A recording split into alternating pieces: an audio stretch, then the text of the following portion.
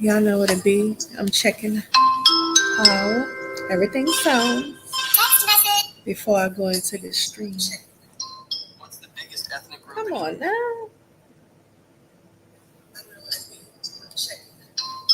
Oh, that sounds good. So let me go back to my music.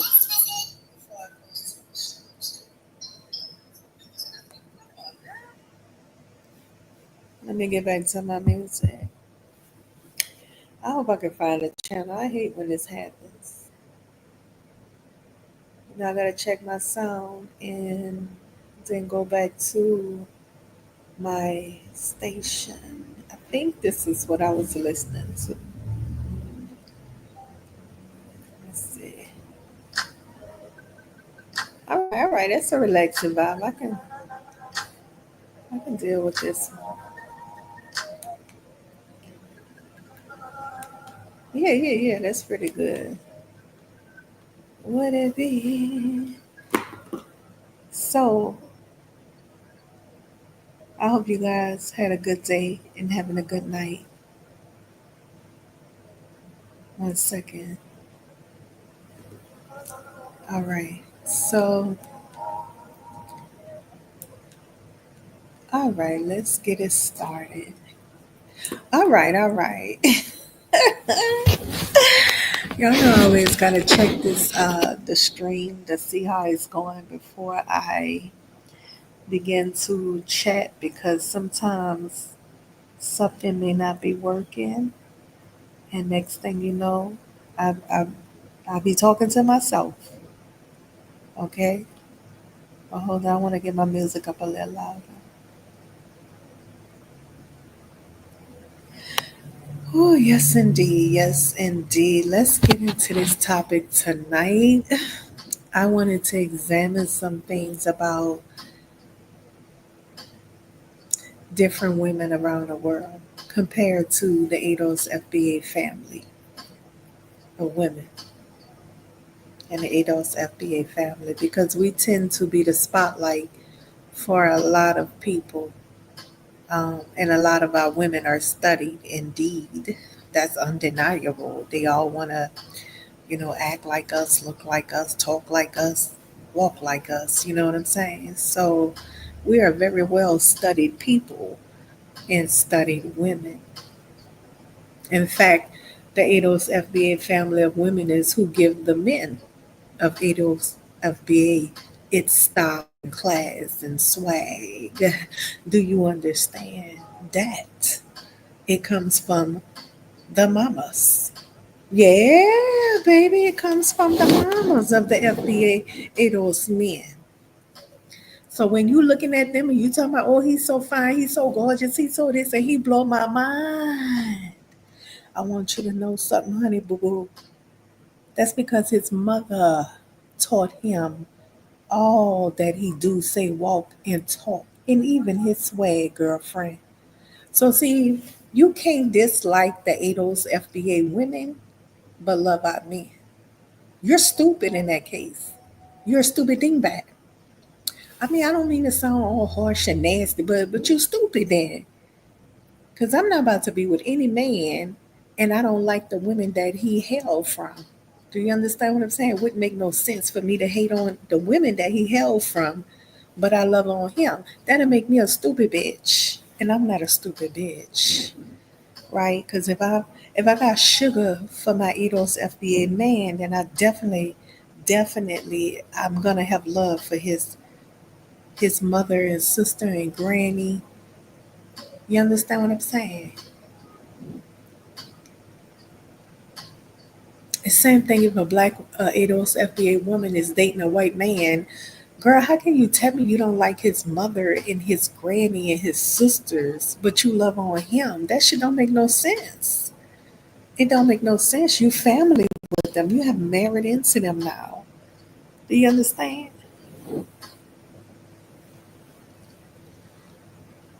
So yeah, I just wanted this. I wanted that to be known first and foremost. It's because they mamas. Yes, girl. Yes. Listen, Shout out to this woman that was on Search for Your Hero panel, the voodoo dude. What's his name? Dinus. The one with the big voodoo statues in the background and shit, the spooky voodoo statues.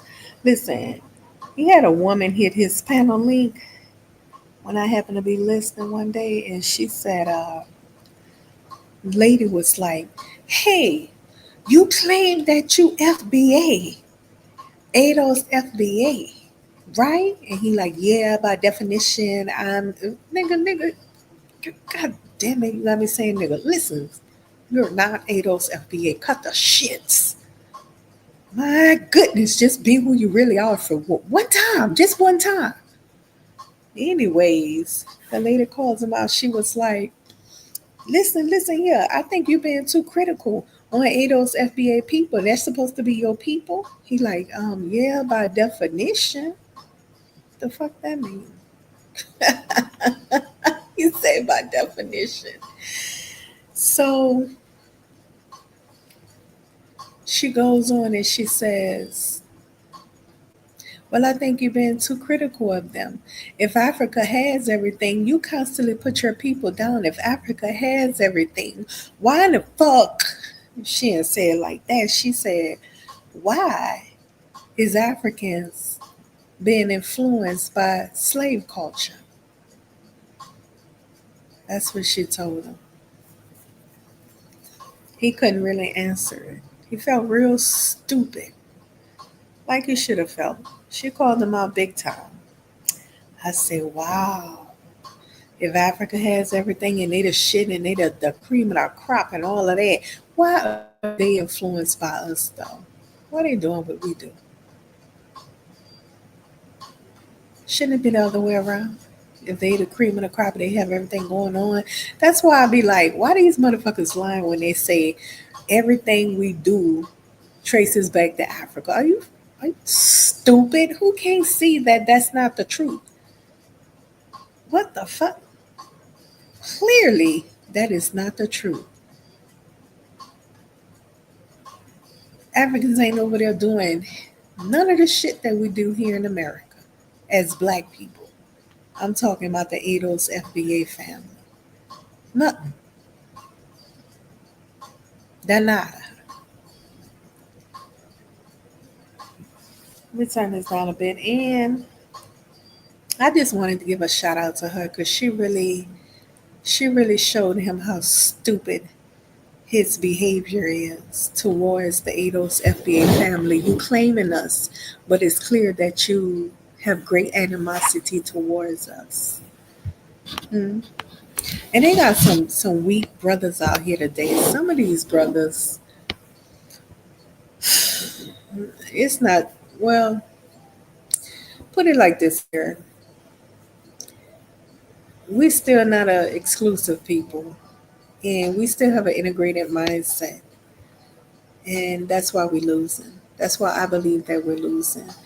The ADOS FBA family is really trying to delineate, but you got some people within our midst of ADOS FBA people that's in our midst that just because somebody smile at them or let them hit the panel link or say their name, they feel special. Well, let me give you a good example. Diana's titles is always very disrespectful towards the Edo's FBA family, but because he might say, well, let such and such a come on who claim to represent Edo's FBA, let them come on. And that person thinks that Diana's like them because he wants them to come on. Oh, baby, come on now. How old are you? This dude wants you to come on because, he can't host a show by himself. You do know that. Diners ain't going to talk. He don't got shit to talk about all day. He can only say a few words. If nobody don't hop up there to give him, drawback and pushback and feedback, he's going to log off. You understand? Because he's a little dense. But he have you guys come on a panel to keep the show going. And he allows now, because at first he wasn't, he allows now the ADOS FBA brothers to click the link to go back and forth with the Africans or whatever. That keeps the show going. Do you understand what I'm saying? It's not because he respects you, he respects your people. Clearly, he doesn't. Once you read the motherfucking title, you want to always hit the link to debate the title. But won't you ask sometimes why you host these titles like this? What's your real deal towards us? That you always have these titles with this anti ADOS FBA hitting animosity. Well, it ain't hitting if it's in the titles constantly, right?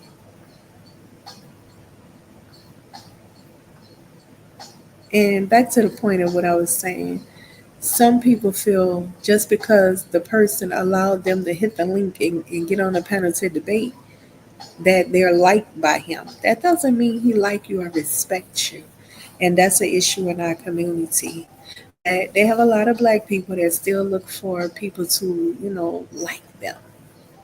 And if you're walking around this world looking for people to like you, you're a sad case.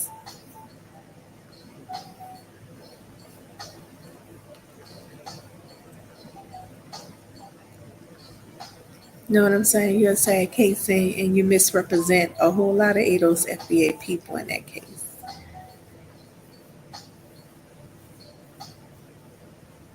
So moving along. Oh, I wanted to give a shout out to that lady that brought that up to his face. She wasn't looking for him to like her or not. She presented him with facts, and it made him look real stupid. And that's what a realist does. A realist is going to present you with facts. And she didn't want to talk to no fucking body else who hit the link trying to jump in and windmill for diners. Leave him alone. Grown ass men trying to windmill for him. Leave him alone. She was like, no, no, no, I'm talking to diners. I ain't talking to nobody else. And that's what a realist does. The person who hosting a show is constantly putting up titles like this, and she drew in and she brought it directly to him. What are you really doing? What's your real issue with the ADOS FBA people that you claim to be? I don't even think she was ADOS FBA, but she brought it to him that he was being critical of the people that he claimed he hails from. What the fuck is really going on? He was dumbfounded, stunned, and dumbfounded. That's what a realist do. A realist don't give a fuck about who likes them or not. I am a realist myself.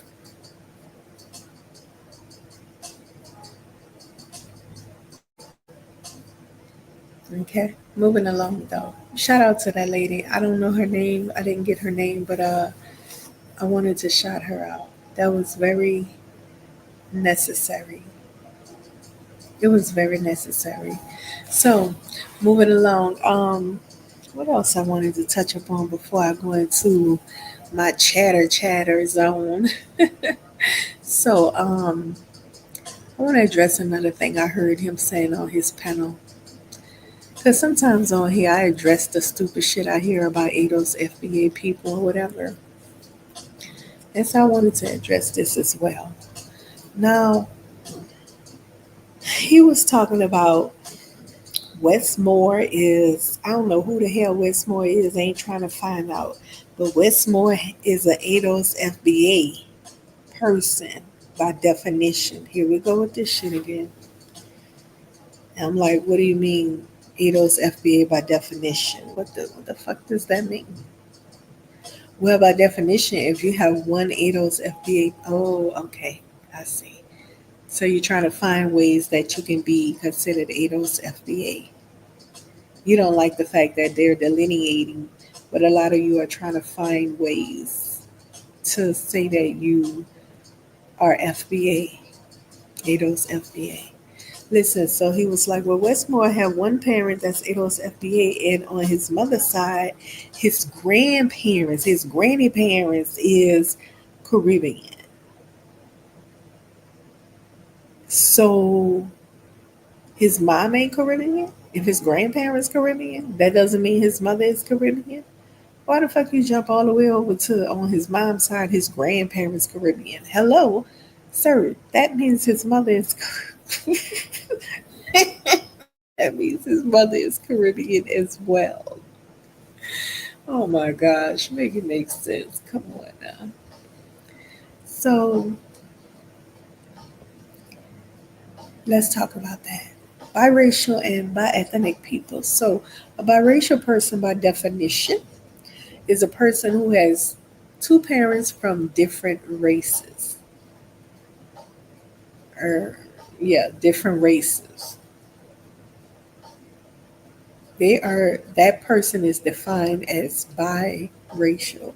That person is not defined as black or as white. They're not defined as a single race person. They're defined as biracial. Now, there's a large population of biracial people that exist in our world today, all around the world. All around the world. There's ones that's half black. There's ones that don't have any black, but they biracial. Okay, there's a large population of biracials around the world. They are not considered people that represent a single race. And this is what I mean when I say they do not represent a single race. A person that is biracial with one parent being black, one parent being white, this person is not a white person, nor is this person a black person. What we call this person is a biracial person. That's what it comes down to, period, point blank. Do you understand? This person will not ever be able to represent a group of white people. They will not allow that. If there's something going on and they say, okay, the Caucasian representative step forward, you'll never see a biracial person step forward. One that's half black and half white. They're not going to let this person represent them. And when you go over to the black group, we had this, this one drop of black blood law that's no longer for us, but this person will have an issue even in a black community. When I say black, I'm talking ADOS FBA. Even in our community, this person is going to have an issue representing us. No black person with two black parents and black grandparents or all that is going to feel comfortable with a person representing them that has a parent that's white and one parent that's black. They're going to see this person as being compromised and not fully of them because they're not fully of them. So those black people are not going to feel comfortable with this person representing them. And you've seen how many black people stepped up and said Obama was not the first black president. He is a biracial man. Many will tell you he's not the first black president. They do not consider him a black man. Do you understand? And they are very much indeed correct about it. He's not a black man. He's a biracial man. Matter of fact, I've never heard Obama himself call himself a black man. I've heard him say that he was a mutt, he was biracial, he was some type of mix. But I've never actually heard him say he was black. And why would he feel comfortable just saying that he's black when he comes from a white mother whom he was raised by, his white mother and his white grandparents? Why would he just feel comfortable saying that, oh yeah, I'm a black man, when his lineage traces into whiteness as well, right before his face that raised him? That's like denying his mother and her lineage and his grandparents if he say, I'm a black man. No, he's a biracial man. Do y'all get that? All right. All right. Some black people feel offended when you call their biracial children biracial. When you say that kid is not black, that kid is biracial. Well, feel how you want to feel. It is what it is. And I don't need to say anything because society will set that person right. Society will. Now, some time ago, back in the old days when the women were being raped out, during slavery and all of that kind of stuff. Of course, biracial children were of us. They had no say so in the happenings at that time, and they were all over the women. So the women were bearing these kind of babies not by choice. So of course we this what our people come through, and this is how the bloodline became mixed. It was not by choice. And so those that was bearing the enslavers' children that was biracial, of course they were our people. But after all that ended, do you understand? After all that ended, you can no longer continue to say one drop rule stuff.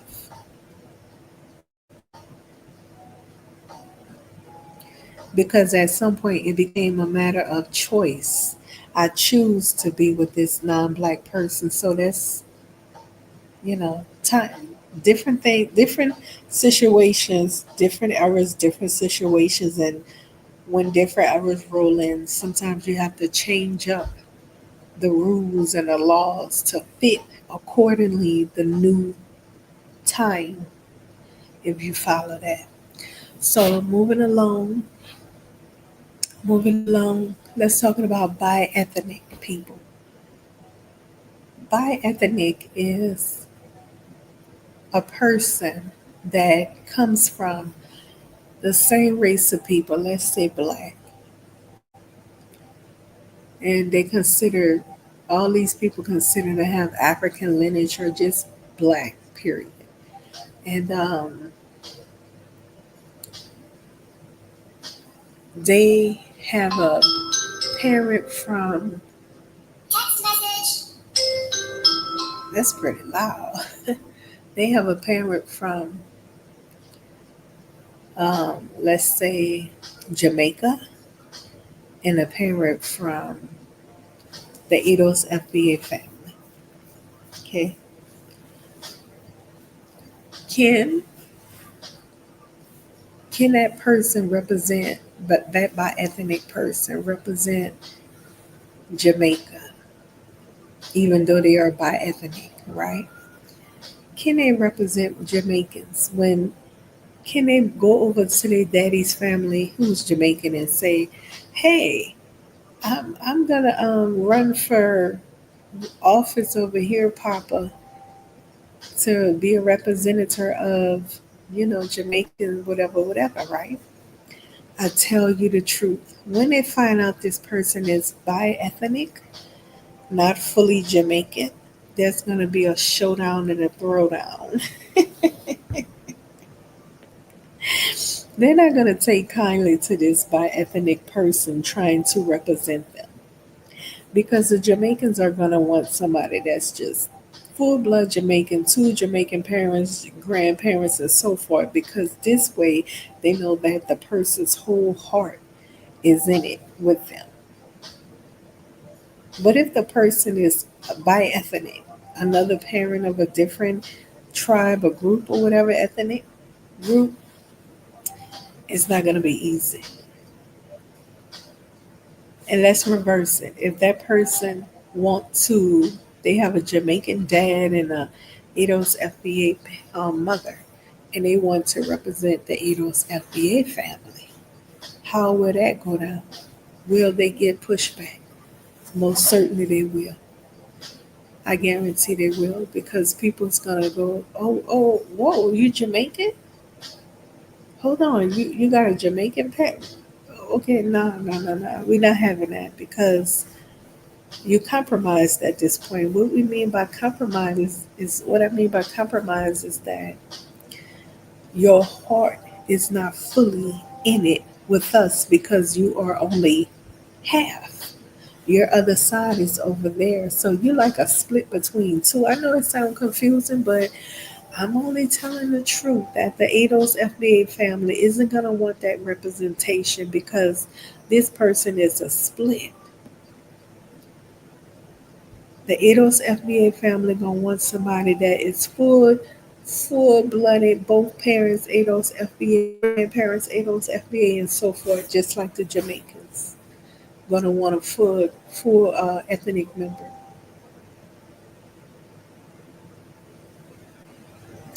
And that's the kind of issues that arrive when you have biracial people in the mix.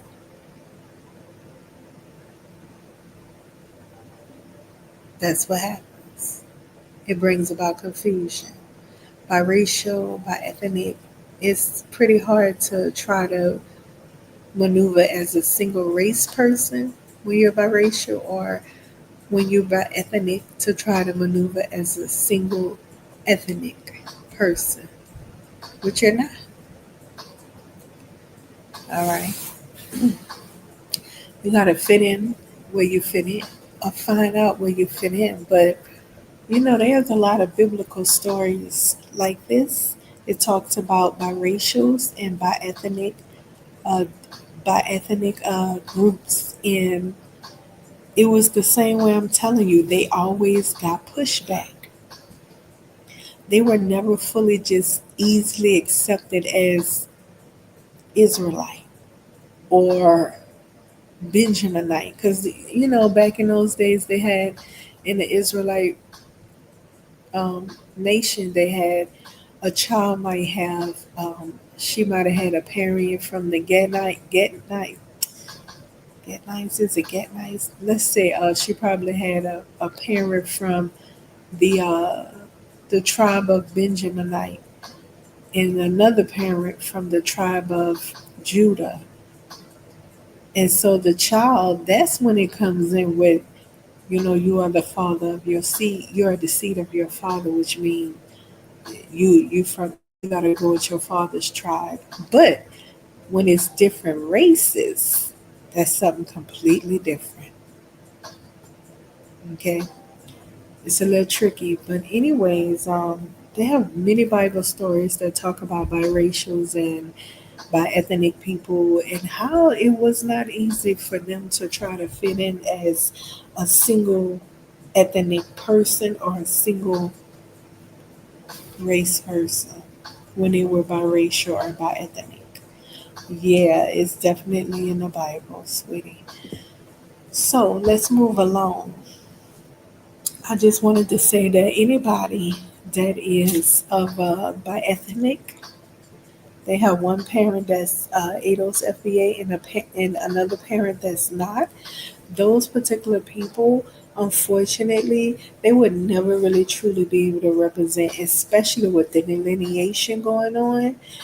We don't even want to get close to being compromised. We're trying to close up the gates. We're trying to close it up. So if we're trying to close up the gates by delineating, we can't have somebody that's of a different ethnic group. I mean, we can't have somebody that's one parent ADOS FBA and then one parent non ADOS FBA. That's not going to work. That's being compromised. That's not closing the gate. We have to have somebody to represent us, or people, brothers, to represent us that is fully, both parents fully FBA, ADOS FBA, period. No compromise, period. A bi-ethnic person cannot represent the ADOS FBA family. A bi-ethnic person cannot represent the Jamaican ethnic group. A bi-ethnic person will not likely be able to represent any ethnic ethnic group. They're gonna have a hard time. They're gonna have a hard time. Even in my lineage, the black indigenous people had a hard time. And I'll get into that. Yeah, I haven't been feeling like talking about that lately, but when I get to it, I get to it, right? When I tell you about the black indigenous culture, they try to erase. Even within that culture, they had issues like that where when they got reparations, they had a lot of problems because the government would land reparations as monetary reparations. The government was trying to split them. Okay, and so because they didn't want to give as much. So this was their way of splitting them where they don't have to give as much. And so, anyways, what happened was that the indigenous people, the full blood indigenous people, were telling the black indigenous people that was half black and half indigenous that, you're not us. You are half of us, but you're not us. You cannot represent us. And listen, indigenous American groups that's full blood, well, they all have Caucasian lineage as well because they enslaved them first and raped their women as well. And then they became white looking because before the Caucasians came, those people were like a really, really, really, really deeply dark skinned people, super dark skinned. But with the Caucasians coming and doing what they did, they kind of whitewashed them. You understand what I'm saying? And so they don't even look. A lot of them look white. So getting back to the point, the point is that if you weren't considered to be full blood First Nation person with two Native parents and grandparents, then you could not represent their group and you could not get what they were getting. So that meant the black indigenous people, the half breeds, could not get. That's how they started squabbling and fighting. Okay, any group that has biracial or bi-ethnic people, they're going to have some pushback on them because you cannot represent as a biracial person or bi-ethnic person. You cannot represent a single race person or a single ethnic group. Example, the black indigenous cannot represent indigenous, full blood indigenous people. They were not having it.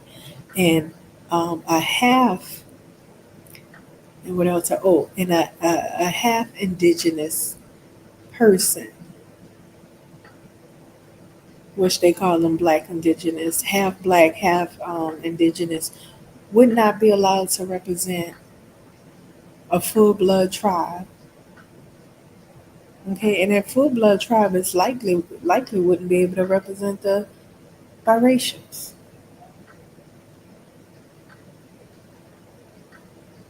So see the confusion that it brings confusion.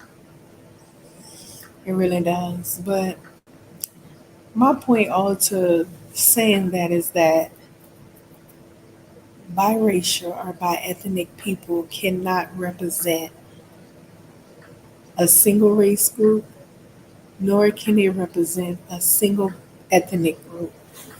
I hope you guys catch on to that. Okay.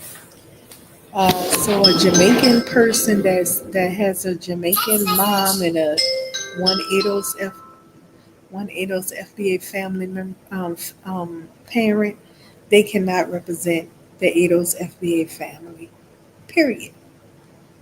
I don't give a fuck what who vet give that say or whatever. That can't happen. Period. Because that's not gatekeeping.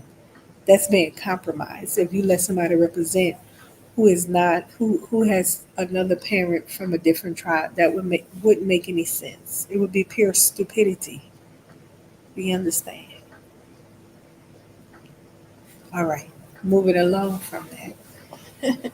Moving along from that. I don't think that's hard to comprehend. The only reason it would be hard to comprehend is because you may not agree with it. That is the only way it would be hard for you to comprehend that because you disagree with it. It's not intended to hurt feelings. It is just intended to speak, even in biblical context. I can pull up and support what I'm saying that they've always had a hard time. Anytime it's biracial, by ethnic stuff, people is going to be a hard time. They're going to get pushback. Period. Point blank. Okay. Okay. Moving along from that though. I want to say big ups to all the single mothers out there. Can y'all believe that they actually have some people online that's so stupid? I'm going to just say stupid. I wanted to try to be nice tonight and use very kind words, but when I'm in my zone of just being real and just talking, I may say stupid. And they have some seriously ignorant, extremely ignorant people out there that would try to shun single mothers. You understand what I'm saying? So, in today's time, there's so many single mothers across the color board, across around the world. It's not just here in America, as people want to pretend it is. It's not a black America thing. It's not a white American thing. It's just a worldwide thing. Okay. And so and so before you ever point your fingers at a single mother and try to shun them, I want you to I want you to understand that a single mother is doing what she's supposed to be doing. She's being a mother, regardless to where the father is. It's none of anybody's business. Because I would never ask somebody, well, where's the father? I don't even like that question because I'm thinking, if you don't see him, he not around. That's that. Why the fuck you want to know where he at? Like, are you stupid, dumb, or just retarded or some shit? Why would you even go there? If you don't see him, you don't see him, right? But listen,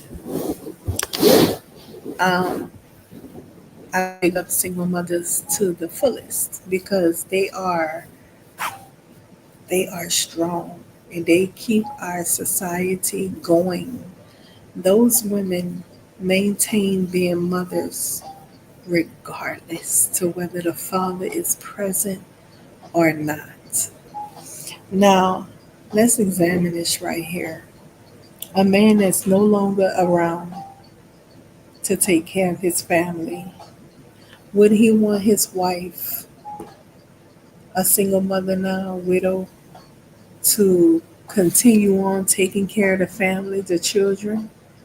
Or would he want her to run out, dash out the door, and grab a man that's in sight so she can have a male representation in her home? But the male representation that she brings into the house may be a detriment to the family, not good for the family at all. But she only brought him in because she's a woman that can't stand on her two own legs. She has no barrier, no backbone, no strength in herself to stand and be the mother she needs to be to her children. So if she doesn't have that, she's gonna bring in somebody from the outside. The Bible say silly women will let perverse men into the home and they will cause total havoc, chaos in the home. That's biblical now. You can go ahead and Google that. Ladies, you don't allow, let me see what that's at real quick. Give me a second. Because I ain't just talking out the side of my neck, just saying anything. That is biblical. Hold on.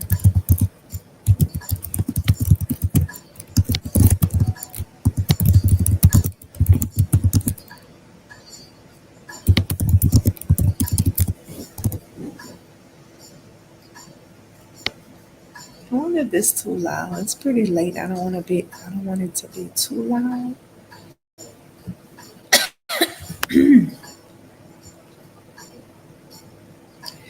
Okay, so I got so many windows open, my computer moving kind of slow.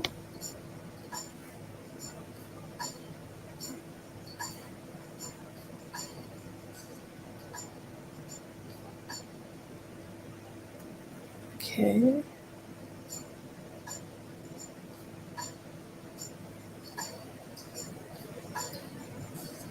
1 second.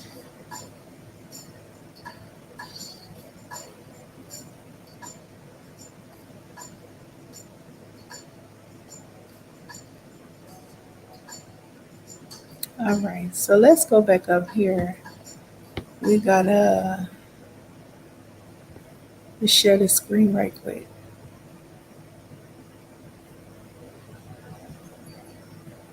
Let me share this.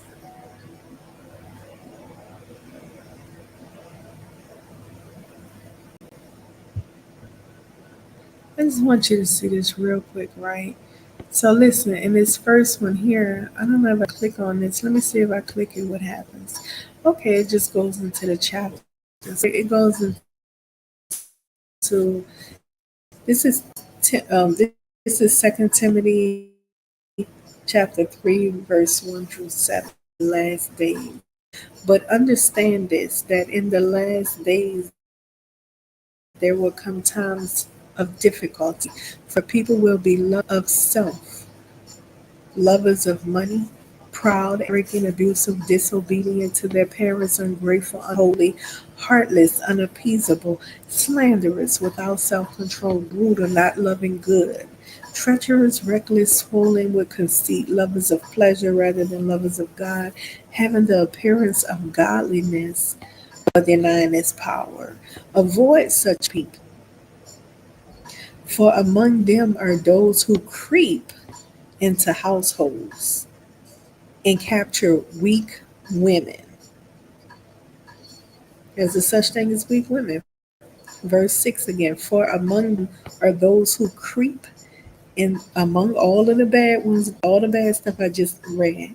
It said, for among them are those who creep into households and capture weak women, burden them with sins and led astray by various passions. You know, that means various sexual stuff. Always learning and never able to arrive at knowledge of truth. Now that's one, this is English Standard Version, but in a King James it says silly women. You understand what I'm saying? They will allow these people into the household, and these people gonna cause great destruction to their household. Do you understand what I'm saying? So if she's allowing the man into the household or person into the household, that's okay. What's up with this? 1 second.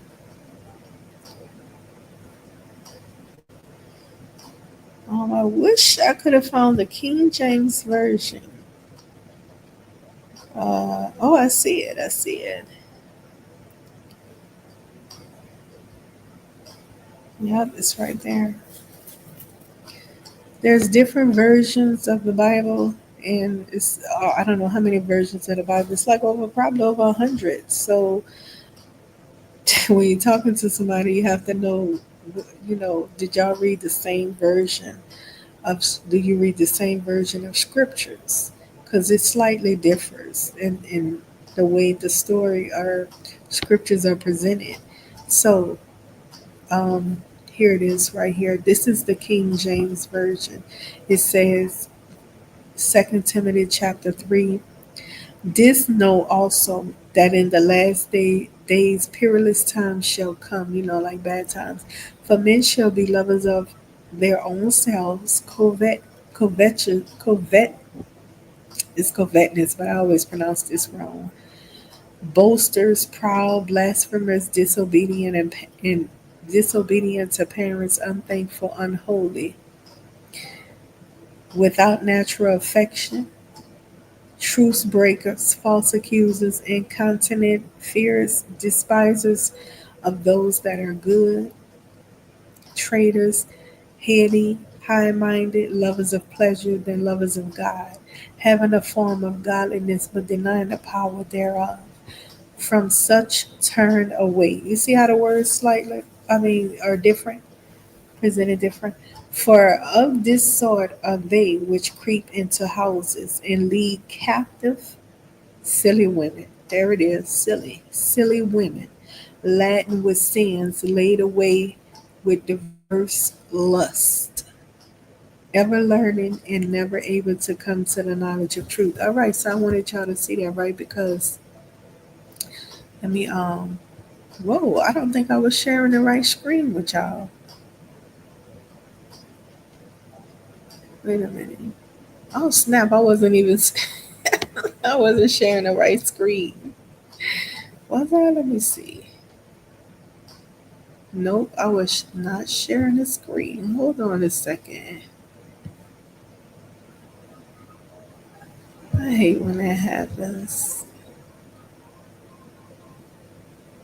Okay, wait a minute. I pressed the wrong button.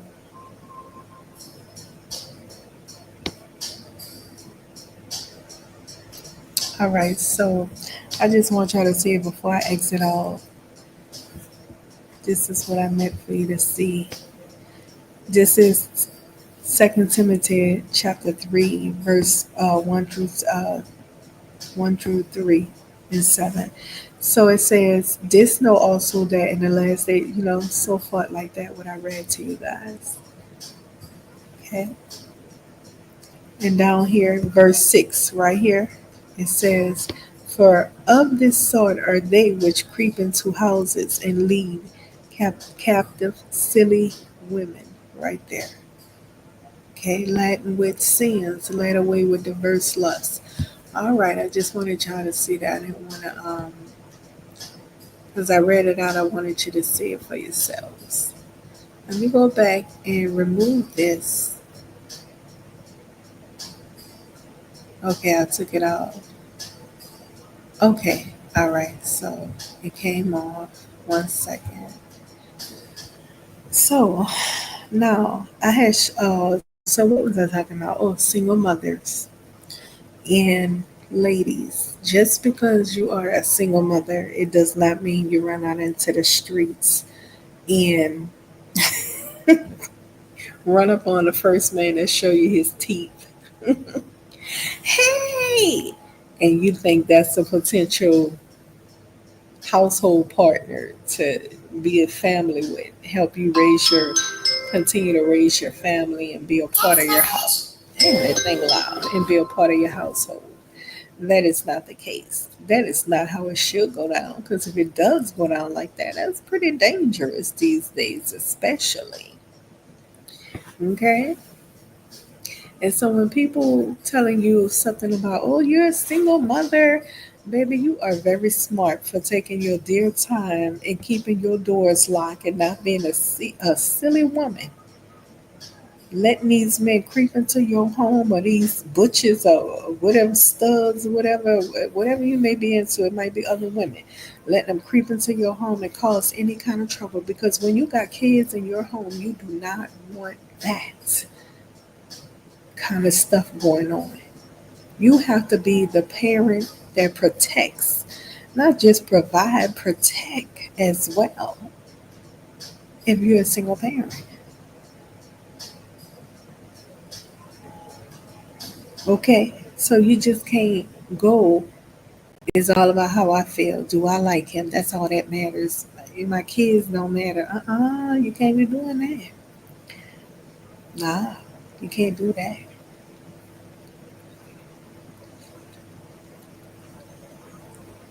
You ever seen one of those birds? Is it an eagle or a hawk? Anyway, they put their nest up high as possible. I think that's the eagle that does that. Put their nest up high as possible, the highest places where they know their baby birds will be safe. Anybody go near those nests, they're gonna get killed by that eagle or the hawk. They don't F around when it comes to coming near their children, their baby birds. They don't play around.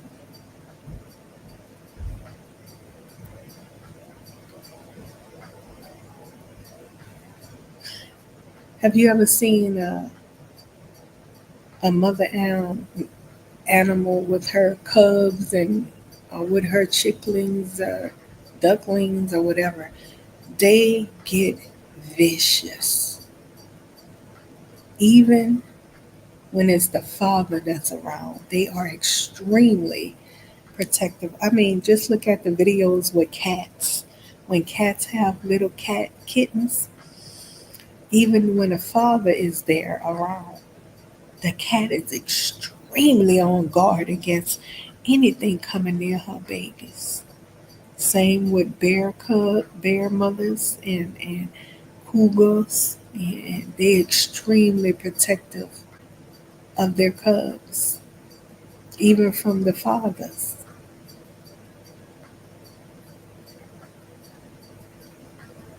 Yeah, yeah.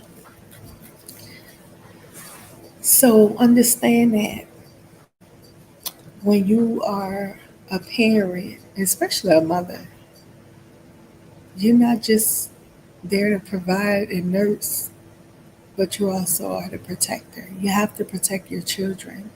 You can't just open a door to any of these men looking for a comfortable set of breast to rest their head up on and be comforted.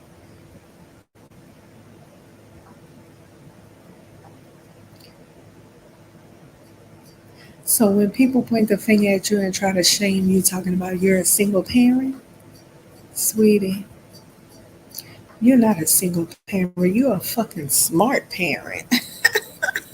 Because only a weak woman would move about around this world thinking that I'm so embarrassed to be a single mother because they're going to look at me and laugh. That means you care about yourself and what people think about you, but you don't care about your children. You are silly to the core. That is a silly woman. And she's likely going to let some cuckoo man in that household want them babies. But see, a strong woman, a woman that's not just a provider or nurturer, but a protector also, she won't open that door and let anybody in because she's protective of her kittens, her cubs, her baby, her children. And that right there is the difference between weak women and strong women. There's two different kinds of women of the world, weak and strong. A strong minded woman does not care about what people think about her. All she cares about, as long as her baby's needs are met and provided for, and they are safe. She don't give a fuck what you think. But a weak minded woman is the opposite. She cannot even think about providing to the fullest because her mind is set up on getting a man, somebody who could be a crutch to her because she can't stand on her own two legs. She doesn't have a backbone, a barrier to stand strong. So she needs a crutch. And she goes out and get the first man she see that show her some teeth, smile at her, and she bring him in a home and so forth. Don't know what he about, where he come from, none of that. Mm, mm,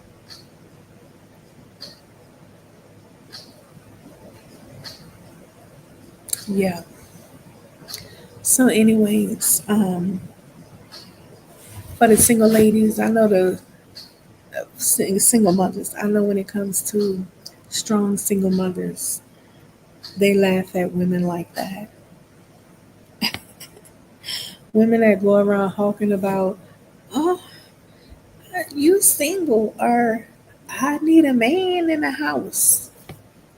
We just quietly say, mm, mm. Look at that. Dumb bitch.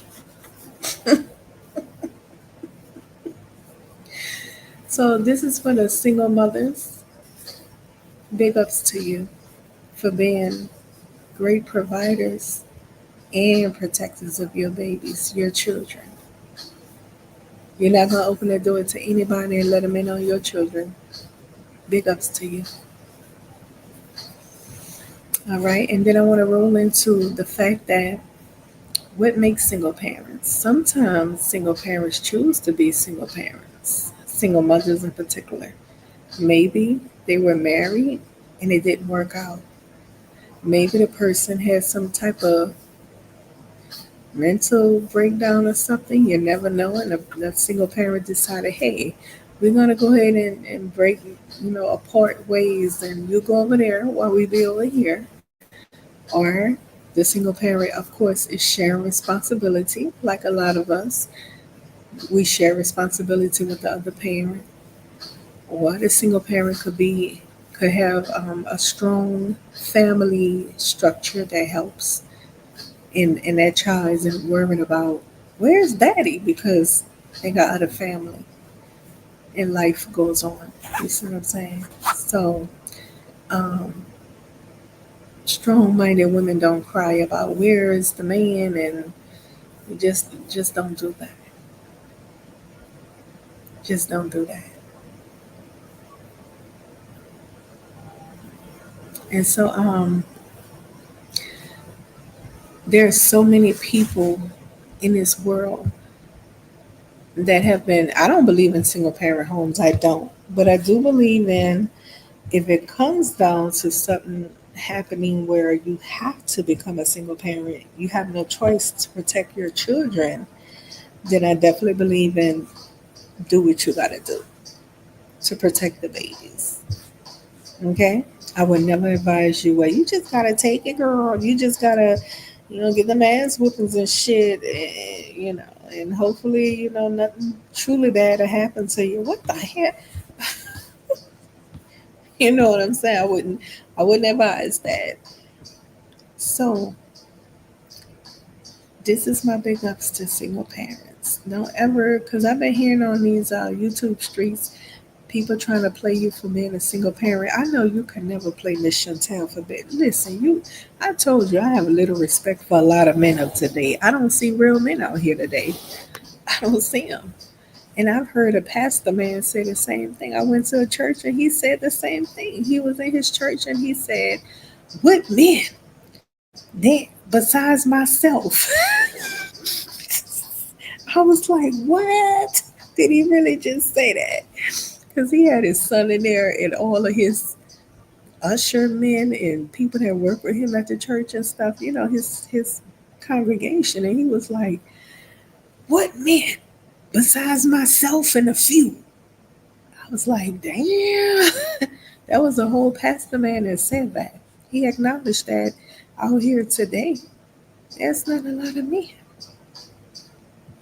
Now, a man may differ by definition for women. Clearly, for me, I'm with the pastor man on that one. I'm like, wait a minute, because a man protect, provide, and he leads. You understand what I'm saying?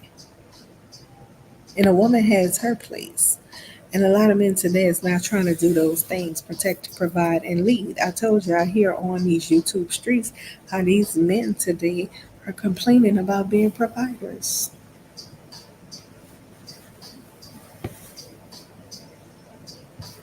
Yep. So it's likely with men like that, you're going to end up being the provider while he's at home with the kids or something. You know what I mean? That's how that's going to go down likely. And if you're okay with that, you're okay with that. And you better know that if you are providing for him, you do understand that you're going to bring home money and you're going to have to give him some money eventually to take care of himself. He's going to have needs to be met as well. Like, hello, he's a human. He's gonna have needs to be met, and you're gonna have to break him off, take care of the children, as well as take care of your husband. And by the way, that's physically healthy, mentally and physically healthy, but just you know considers you the bread earner. Okay, if you know that's your prerogative in business. So, um, what I was going into. Um, oh, I wanted to show you guys. There are many, many, many successful cases of people that are very successful in this life and it has nothing to do with being a coming from a single parent household, because the people that I'm gonna show you are from single parent households. It's all about you giving your children the love, attention, and affection and things like that that they need. You're taking care of them emotionally, physically, spiritually. You are providing that stability, and you are fulfilling them with the necessary components they need to survive in this world. You understand what I'm saying? That's what matters. Who said that if there's not a man in the house that the children's gonna turn out destructive and all of that? That's such nonsense. Like who the fuck who taught y'all? Y'all know a lot of these white kids who go out and shoot up schools and shit be having two parents at home. A lot of them that's into gay stuff be having two parents at home. What does that tell you?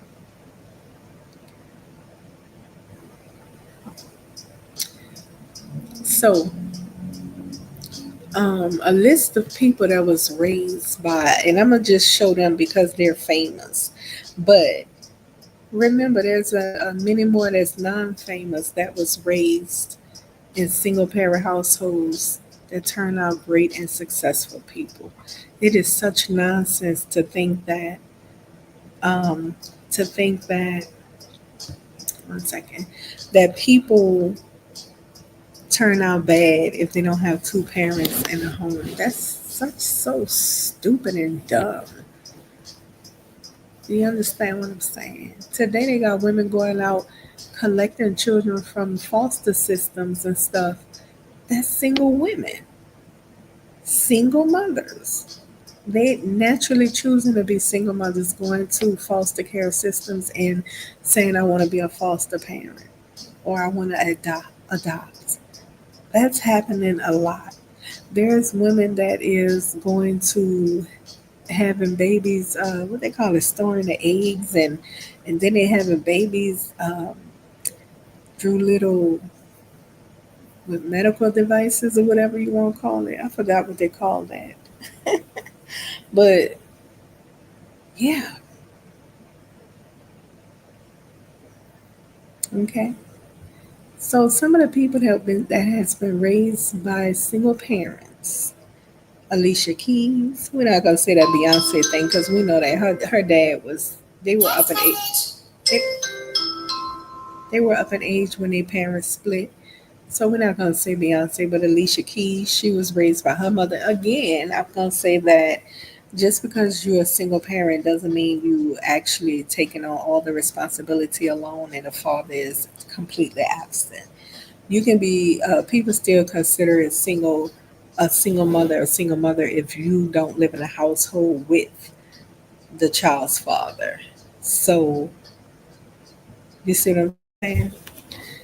And it's kind of weird because my mom was married for 40 something years since I was in first grade, and when it came to me, I consider my mom single mom because that wasn't my dad. My dad lived in a different household, but she wasn't a single parent. She had a child with her husband. Do you understand? So it's a little tricky. It gets tricky, but many of the single mothers that you know of, they're not alone. They're really not. You understand what I'm saying? Lauren Hill, she chose not to marry her children's dad. I found out this man actually proposed to marry her, the Bob Marley son. But she was like, no. But she did pop out like seven kids for him. And no, she didn't want to get married for him because I guess he was cheating. And um, yeah, she was still with him. And then they broke up, of course. And it was said that he was absent from his children's life. He was not being a show up present parent in his children's life. Do you understand what I'm saying? But again, her children turned out wonderful because they still have family around. Do you understand what I'm saying? Anyways, let's move along. Alicia Keys was raised in a single parent household. Mariah Carey was raised in a single parent household. Keanu Reeves is such a nice man. He goes around literally like he's so down to earth. Like, wow, this man is a multimillionaire, and he hangs out with homeless people and stuff. Like, he he be catching the bus and stuff. I'm like, okay, all right. So, anyways, he's very helpful to people. I really like it. And so, Keanu Reeves, Tom Cruise, Samuel L. Jackson, and we know these people character to be. We know they're not bad people that we think of. They turn out destructive because they had one parent in one household and the other parent somewhere else. LeBron James. LeBron James is an absolutely good parent, good husband, and good parent. Clearly, Serena, and Venus, their parents divorced. They were young, but the daddy was fully present in the girls' lives, even though their parents were divorced. Same thing with his oldest daughters. Before Venus and Serena, he had older daughters. He was fully in their lives when he married Venus and Serena's mother. And then when he divorced Venus and Serena's mother, he was still in Venus and Serena's life heavily. He was not an abandoned parent. He did not abandon his children. Okay, so you guys don't be knowing the situations of the single parent household. All you know is that the mother is in the household with the children, but you don't know the situation. You see what I'm saying? That mother could be engaged or remarried, but the father was over there. And, all kinds of little different scenarios. But the point is, I want you to see all these people that grew up in single parent households turned out to be wonderful. And many do. Shaquille O'Neal, his mom eventually remarried when I think he was in high school, maybe in high school, or maybe middle, I think it was high school. And his stepdad was absolutely wonderful to him. That's who taught him how to play basketball and took care of the family. Okay. And then you have Barack Obama. His dad left, and his mother had become a single mother, and her parents helped her raise Barack. Okay. And look what Barack turned out to be. He's a very classy guy. Very classy guy. Okay. Jeff Bezos, the founder of Amazon. He was raised by a single mother before his mother remarried. Um, Bill Clinton, his dad died and his mother was a single mother. Maya Angelou, and so forth. Okay? So it says right here, these stories show that being raised by a single mother is not a limitation. It could be a source of power. Many of these mothers worked multiple jobs, protected their kids from toxic environments, modeled strength, wisdom, and love. The success of their children proves what matters most is love, support, and belief, not a traditional family structure.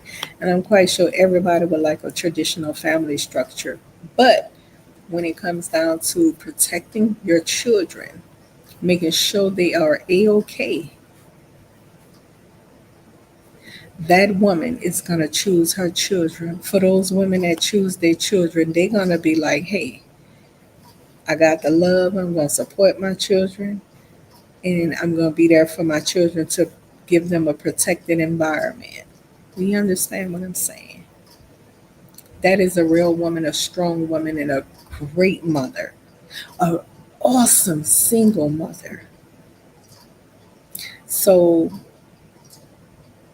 before you get to harping at single mothers, please stop and think about what you're saying because you sound stupid harping on single mothers. They keep this society going.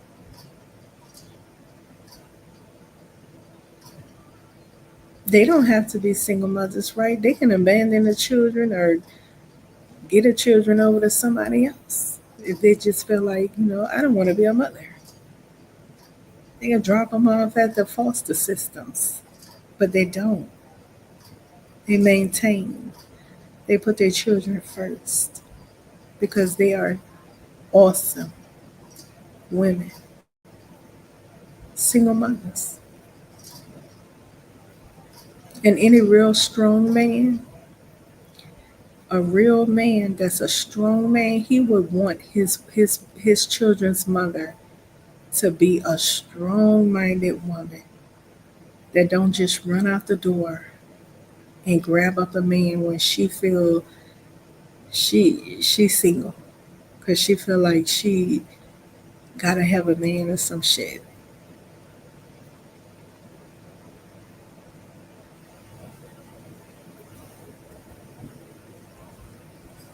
Okay, let's roll into something else. I wanted to give big ups to single mothers on that. They are awesome. They're to be cherished and honored and respected. That's a wonderful thing.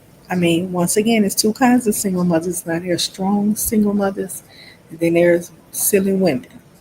Okay, and sometimes they got some silly women open the door to these crazos, and they fuck up everything.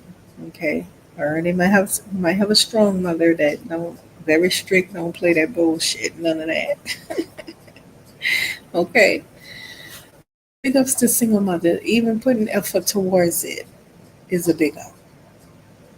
All right, and we're not gonna go into questioning because anytime you see single mothers, you should always question in your thoughts. Now, where's the father? What happened? No woman wants to be a single mother. By like, well, you have some of them that go down to the place and get the baby put in them and all that kind of stuff. But hey, that's her business. But majority of women, I don't think they choose to be single mothers. You know, the situation may come about where it happens that way, but I don't really think it's like a that's what they chose type of thing. Moving along though. I wanted to get into child brides. You guys know that I came across some videos of child brides in Ethiopia and Somalia. And these young women, they're in some awful situations. These young women are terrorized by their own community of men that treat them like women, but they're only 7 and 8 years of age, being married off. Many of these women, as they age and get older, many of these young ladies have been distraught. They have lived a very sad type of way as young ladies, married to men. And I want to say, the men that they get married to at 7 and 8 is always a man that's far beyond 20 years of age. It's never young boys. No, they don't pair them like a young person and a young person. That's not how it works. That's not how it works. Child bride works in a way where an older man buys a younger lady or baby.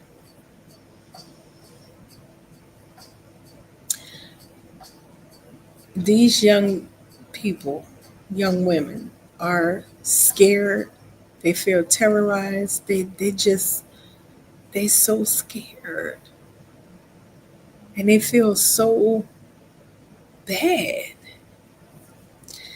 A lot of them cover their shame by pretending it never happened.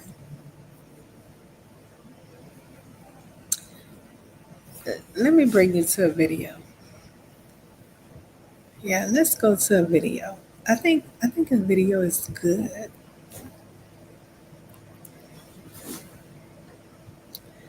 Sometimes, when you get the visual effects, you'll kind of be able to understand where I'm coming from rather than just me talking. So let's get into the video to see how this goes. Sometimes people will tell you, oh, well, it's young people, young man, young woman. Oh, but no, no, no, no, it's never that. That's never the ratio, baby. It's always an old man who bought that child for like a cow or some shit or a can of beans. Don't play. I'm trying to be nice now, but don't you be lying. Let's get into this video. Let's take it from the beginning. Then I'm going to read to you a lot of damage this stuff causes to these young women. Okay, so as you can see, this video says child brides in Ethiopia and the tragic consequences. And you see these men, these are the age group that usually buy these young women. It's her wedding. She's 10 years old. Celebrates the union of a young. A traditional marriage ceremony celebrates the union of a young couple in northern Ethiopia. Wubanet watches the festivities. It's her wedding. She's 10 years old. Her husband, the baby, is 14. So this is one case where he's young. It's against the law to marry so young. In Ethiopia, the legal age for marriage is 18. But tradition is paramount in Amhara, and although the priests of the Orthodox Christian Church know they're breaking the law, they have their reasons for conducting the ceremony. She's married in childhood because when she's grown up, we wouldn't marry her, explains the priest. Someone could have raped her, and she wouldn't be a virgin. The consequences of marrying so young can be dire. No one will tell us how old Simen is. They're scared of being prosecuted. Health workers say she's around 12, and she's 8 months pregnant. Child marriage is common. Ooh, did y'all hear that? She's 12 years of age and 8 months pregnant. Wow. And this is something that happens all the time. It's not a one time thing or something like that. It happens all the time in Ethiopia. In this part of Ethiopia. It's been a problem Again, 12 years of age, 8 months pregnant. here for centuries, but early marriage can lead to early pregnancies. Therefore, the infant and mother. I want you to ask yourself something as we listen in on the videos. The fact that they put a stamp on it like, oh, it's marriage, when these young women isn't even fully developed and stuff.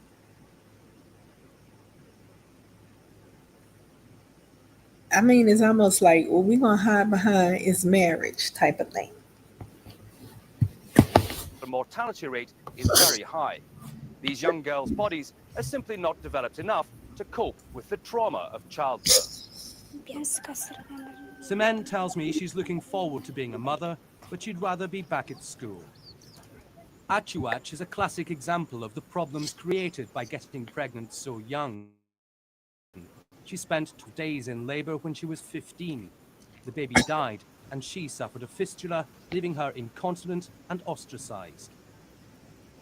That fistula thing is where the birth canal rip because her body isn't fully developed to be pushing babies through yet. She's too young. So the birth canal have a tear in it and it leaks. It causes her it causes the leakage in her vagina to constantly leak all through the day and it causes a very bad smell. A very bad smell for a long time. She tells me she suffered for 6 years before discovering that the debilitating condition could be fixed. The Ethiopian government faces an ongoing battle against child marriages, but it knows education is the key. How many women are married if they put their hands Charities like Safe Hands for Mothers work closely with health workers in Amhara to ensure parents are aware of the dangers. It's not for us to come in and stop cultural tradition, but it is through education a way of raising awareness of what the danger and side effects are. The laws have been tightened to stamp out the practice of child marriage, but there will always be those who are ready to defy the government and follow tradition. Progress is being made to overcome such attitudes, but the statistics are still frightening. Over half of all girls in Amhara are married before they're 15. The vast majority of them will have sex before they've even reached puberty. The result is often a protracted and difficult labor that can lead to deformity, disease, and death. Ross Appleyard, Sky News, Ethiopia. Now I want to go back to this one when the baby was 7 years old, and they're talking about she's somebody's wife. That was crazy. Let's see what that was. I think this is it.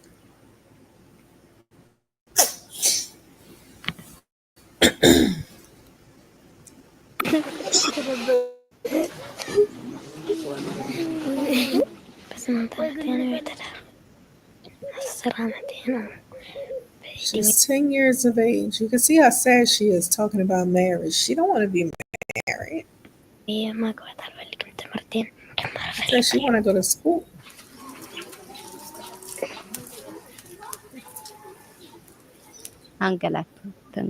They gave her a miserable life. She had a hard life, she said.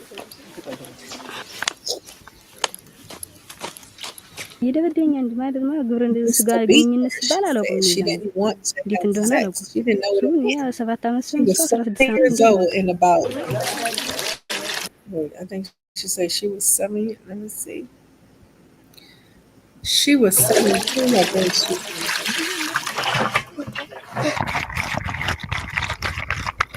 ስም ትንሽ ነው እኔም ትንሽ ነው አላውቅም 1 second.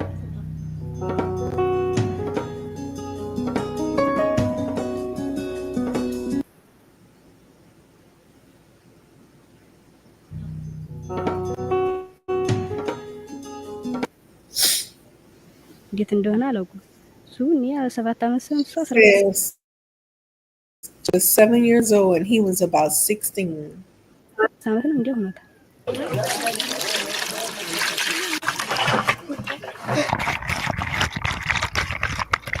ስም ትንሽ ነው እኔም ትንሽ ነው They were very young. They didn't know anything.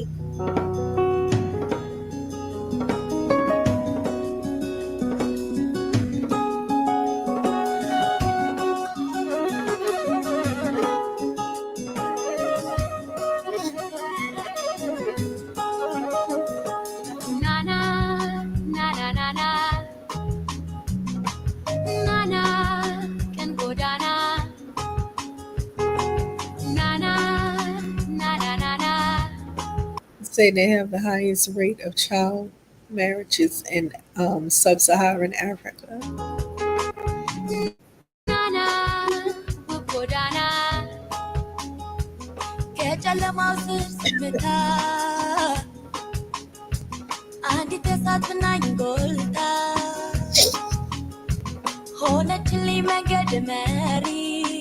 So this one is 20 years old now. She was married at 7.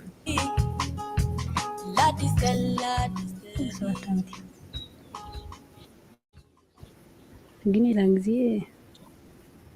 እንዴት ብላ አላውቅም እንትዳርና ሲባል ነው ልስና ለስሻሉና ወሰዱ ይገ She said they took her to the market and they said they wanted to buy me clothes.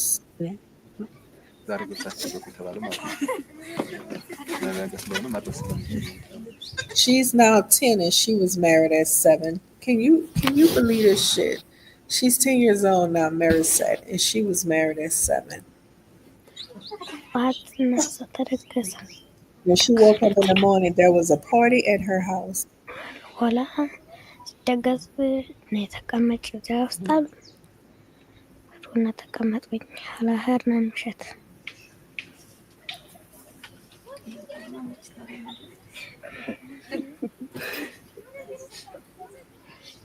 This one is 22. She was married 3 times.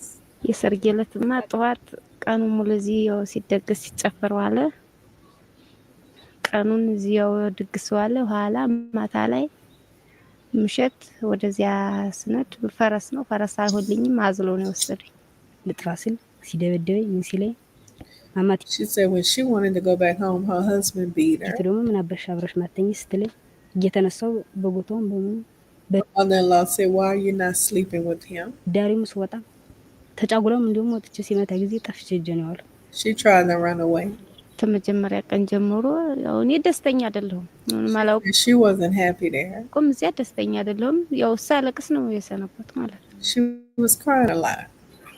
እናት አባት የጠፍቼ ሰድ ደግሞ አንቺ ምን አባሽ እዚያው ተቀመጭ እንጂ የጋለሞታ ልጅ ወይም የቁመ ቀር ልጅ ብለሽ የምታሰድኝ ምን አባሽ ነው እያሉ እያባረሩ ሲሰዱ እናት አባቴ ሲሸኙ ታባሌ ጋር ሆነና ሲሸኙ እኔም እዚያው ታባሩኝማ እነሱም እዚያም እነዚህም ታሰቃዩኝማ እንግዲህ ያለና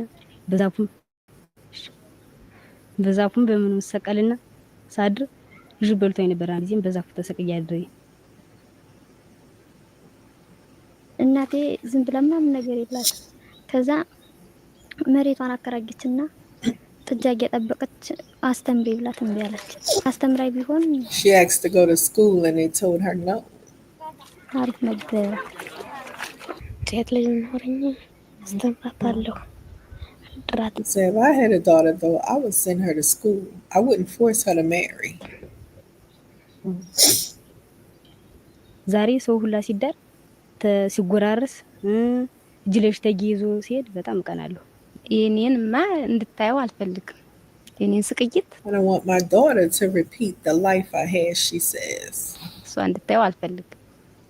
እሷ እንደ I want my daughter to be happy. This is the kind of woman that would strap 3 babies to her on a raft and dive into the middle of the ocean.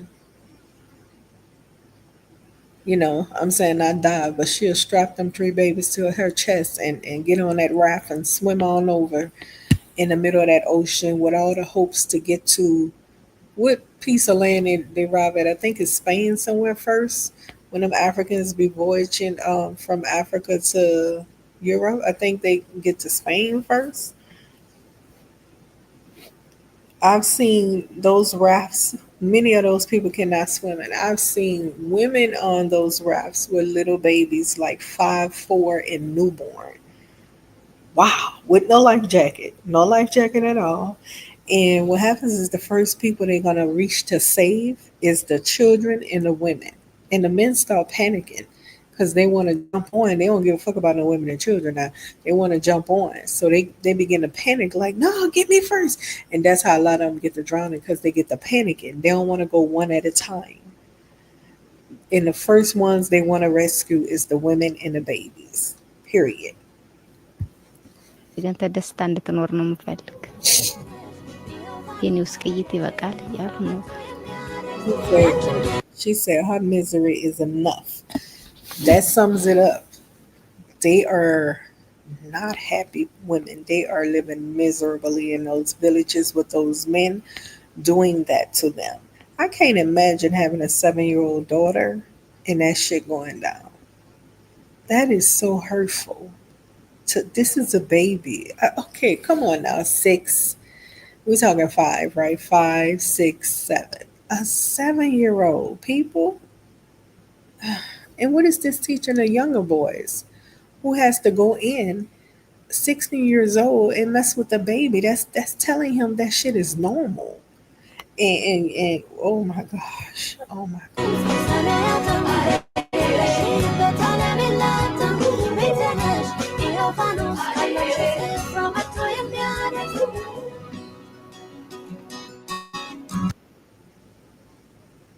There are more than 9 million girls that become child brides in Ethiopia. So see, a lot of these women, one second, let me click this right quick.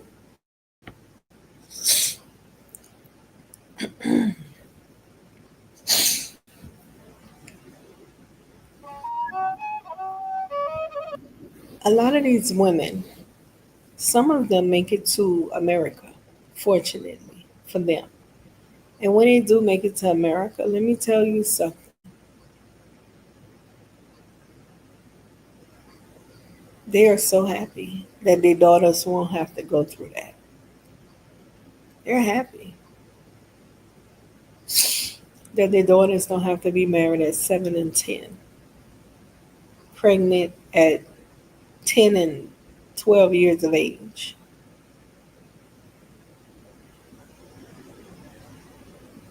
And when they arrive in America, they realize that the things that was going on in their country, it don't rock over here in America. I'm quite sure in Europe as well. It don't rock over here. We're grown as men is messing with 7-year-olds and 12-year-olds, getting them pregnant and talking about we married. Because ain't no way you're going to tell me you married a 7-year-old. That's just some real nasty low life shit. A 7-year-old can't comprehend shit. You tell them put a dish in a dish, they going to put the shit on the table, and that's, it's a baby. Listen, they get to America and countries where people don't play that bullshit, and those women get to start seeing that they were traumatized and terrorized by their own community of men. This is the men that we hail from. Men that treat their daughters this way. The fathers of these countries treat their daughters in a worse way. They buy them, they sell them off for a cow or two or a can of beans.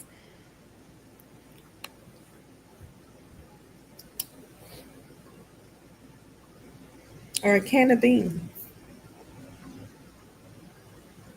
at 7 years old as a so-called bride, but we know that's not. A 7-year-old is not a bride. It just sold her off. You understand what I'm saying? She's a form of a commodity. If you have a daughter, they're going to buy her for either their son or themselves, even if she's 7 years of age. And I guarantee you it works like this. The younger she is, the more expensive she is. I guarantee that's how it works. The younger the bride, the more expensive. Oh yeah, they got price adjustments and shit. Oh yeah, I've seen the documentary long ago. Like the younger, the more expensive.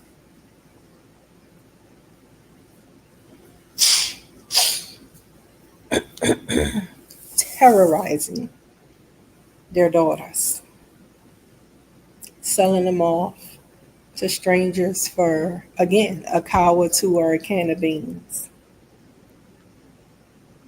These young people, young women, get pregnant at 12 and 10. Oh, one of them was pregnant at 11. Sometimes the body is not mature enough to even give birth, and they have a high birth death because the girls be too young. They can't carry a baby at that time. This is not happening just in Ethiopia, and heavily in Somalia as well, and heavily in Ethiopia, but also in a lot of West African countries as well. Okay. Very young girls. And this is a form of terrorism to young ladies. This pure terror what I'm hearing. It's terror. Did you see how sad those women were? They were extremely sad. That one lady said she lived a miserable life. And she don't want her daughters to live like that. She wouldn't allow her daughters to live like that, she said. Listen, when they get to these countries where that's not happening, they soon realize ASAP, oh my gosh, these people, these men of my country, the daddy and the mama, they sold us like commodity to a stranger. They just sold. That's a form of slavery. Yes, they sold us off like this. They realized they were sold off like commodity. Many of them were abused because it's older men. So the older men abuse these young girls and they try to run home and the parents send them right back. Baby, we sold you. Oh, yeah, I've seen that video. I'll share it. So when they do get to come to these other countries, go to other countries where it's nothing like that, they begin to learn what happened to them, how they were traumatized. Talking about trauma, Elvis. Now that's trauma. It happens in Liberia too, where they were traumatized like a motherfucker. Seven? Do you know how awful that is? Would you fucking her mind up like that? Like, oh my gosh. And so this happens in these communities where these people wear draped clothing. The Bible says just because a woman drape herself in covers does not mean she's not a prostitute. I kid you not. It says that in the Bible. I gotta look that scripture up for y'all because y'all gonna think I'm lying. Hold on a second. I ain't even lying.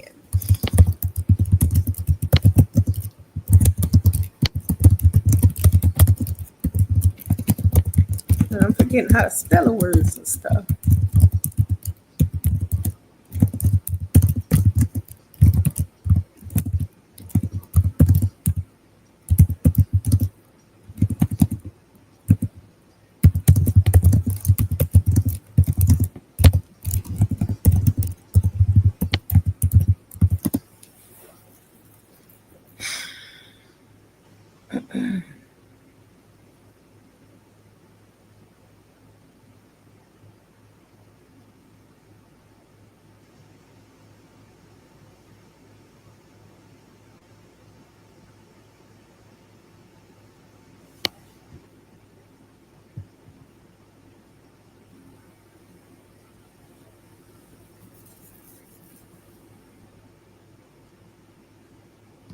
Okay, so I'm gonna find that later because I don't want this to take too long. But anyways, back to what I was saying. These women come to these countries, these liberated countries where women are liberated, and they find out that they were terrorized, that they were sold off like slaves, commodity by their so-called parents, whether they be the mother or the father. They were terrorized, and some of them running home to try to escape. They sent them right back. You know, these women admit to living horrible lives with older men. A lot of them have older husbands and stuff, and they were abused and just they got the opportunity to come to America, one of these free worlds, and lo and behold, it hit them hard that they were sold off as commodity, nothing more than a slave for a can of beans or a cow or two. hmm And just because you put the word marriage on it don't mean nothing. It means nothing. You are terrorizing a young person who's not developed yet. No, oh my gosh. Anybody and everybody knows a 7-year-old shouldn't be messed with, child. Listen, so they come to these free worlds and they try to pretend like a lot of these women, many of them. Oh, yes, many Somalians, many Ethiopian women, a lot of them have gone through this. We're talking about the mothers and grandmothers of these younger Ethiopian women that was born and raised in this country.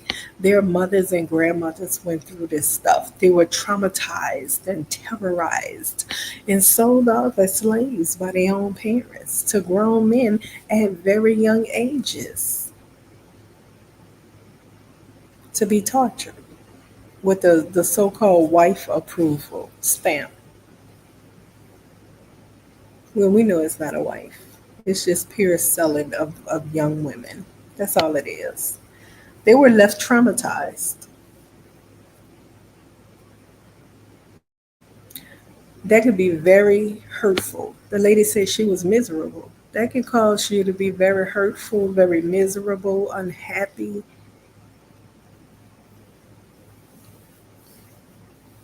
Okay? And this is the opposite of how women in America grew up.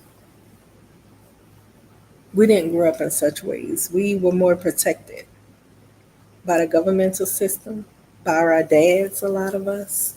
We were more protective, even especially before the drug epidemic that they pushed in our communities in the 70s. Before that, the black family structure was heavily, heavily solid. Fathers and mothers at home, heavily solid. Then they pushed drugs into the community to try to destroy and wipe out the black people, of course. And you had a lot of parents falling off, a lot of homes being sold that was paid and purchased already and stuff. And the neighborhood went down the drain, and everything like that because they hadn't pushed that drugs in our communities, right? And it backfired because look at today what's going on. Tables turn. And so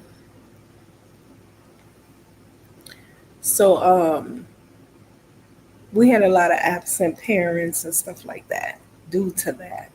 And due to them unjustly locking people up, all kinds of stuff like that. But I can tell you one thing, it is not normal in the ADOS FBA family. It is not a normal thing for any ADOS FBA man to think that it's normal and okay to marry a 7-year-old. No ADOS FBA man is walking around on that tip where he going, oh, that's cool, I'm gonna give me a wife. And he goes to purchase a 7-year-old for any amount of money. He's likely gonna turn away and be like, what kind of crazy shit is this? That's not our mindset. Our mindset is not to terrorize babies. We know that's a baby. Our men know that's a baby. Now they got some sicko-minded people in every community, but listen, in this country, when it comes to those FBA people, if they find out that this one of them brothers are doing such a thing, you know what's gonna go down with him. The community of brothers is gonna deal with that. They're gonna deal with him. You know why? Because he's messing with a little bitty baby. A little baby. See, you may talk a lot of shit about our ADOS FBA men, but one thing you can't say is that they mess with little children and little girls. That's not something that's approved in the ADOS FBA community. That's not approved. That's shunned and looked down upon. And if anybody catch somebody walking around 35 messing with a 12-year-old, you best to understand them brothers gonna deal with them. Oh yeah. So see, our men is on something quite different than your men, your fathers. And even though drug addictions I saw going on up in there, it was just these people think it's normal to do that to little children, little girls, to terrorize them and sell them off.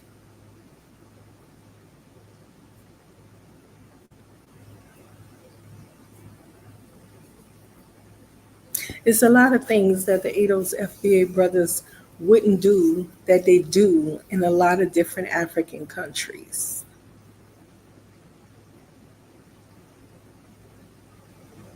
A lot. That's how come we know that the mindset is just not the same. It's not it's not a we're not the same people. Edo's FBA brother probably be looking at a man like, wait a minute, they go to visit Ethiopia and they see some shit like that. Hey, this my wife. And he pointing at a 7-year-old. That brother gonna be like, excuse me? Okay, let me get the fuck away from this because this is okay.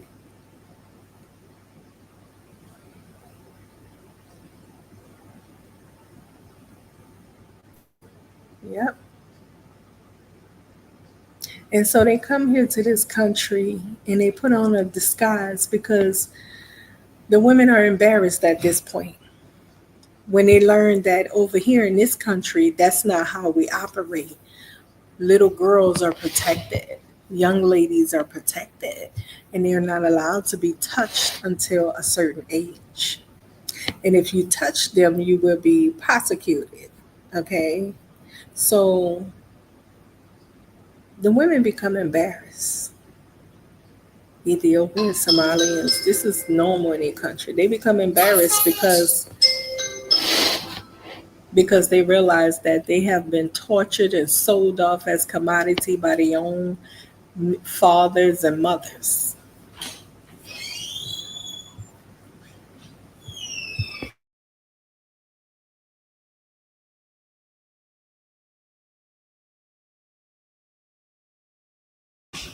Excuse me. And so they played an innocent role. Some of them would even say the nastiest things about the women of America, in particular the black women of America. Oh, look at them. They whores. They dress seductive. Well, they may dress seductive because they have the freedom to do so. They may dress seductive, but those men know the law. You touch them, you're going to prisons. Do you understand what I'm saying? So they may dress seductive, but it doesn't mean they are sleeping around. Do you understand what I'm saying? They may wear shorts, and we ain't talking about just no black girls. We're talking about all the ones born in America because that's just a culture here. They put on them Daisy Duke shorts all the way up to the butt. Black, white, Asian, all of them. Now, they may dress that way, but it does not mean they are sexually active.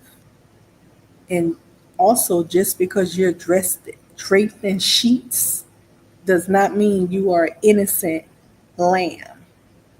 Because, in fact, many of the young ladies in America that may have Daisy Dukes on and halter tops are virgins at 12 and 7 and 10. Give me a minute.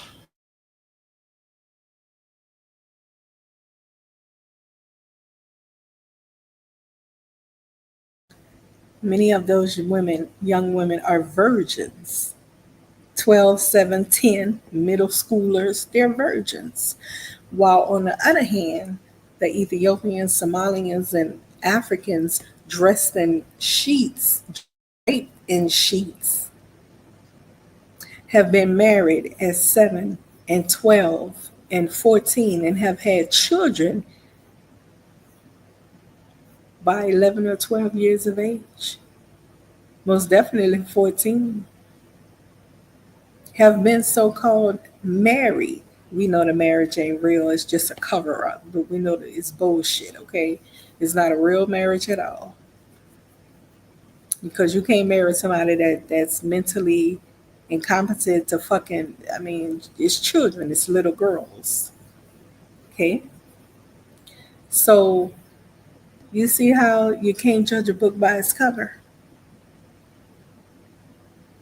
You may be draped in sheets. It doesn't mean you are some innocent lamb. And in actuality, you have been sold off as a wife at the age of 7 and 10. Likely have had a child by 14 or 11 or 12. Definitely by 14. Many, many, many of these Somalian women and Ethiopian women and African girls go through this, even though they walk around draped in sheets. And you might be thinking, because you don't know their culture, you might be thinking that, and they've been abused by these older men as well. You might be thinking that they are innocent because they put on that front like they are.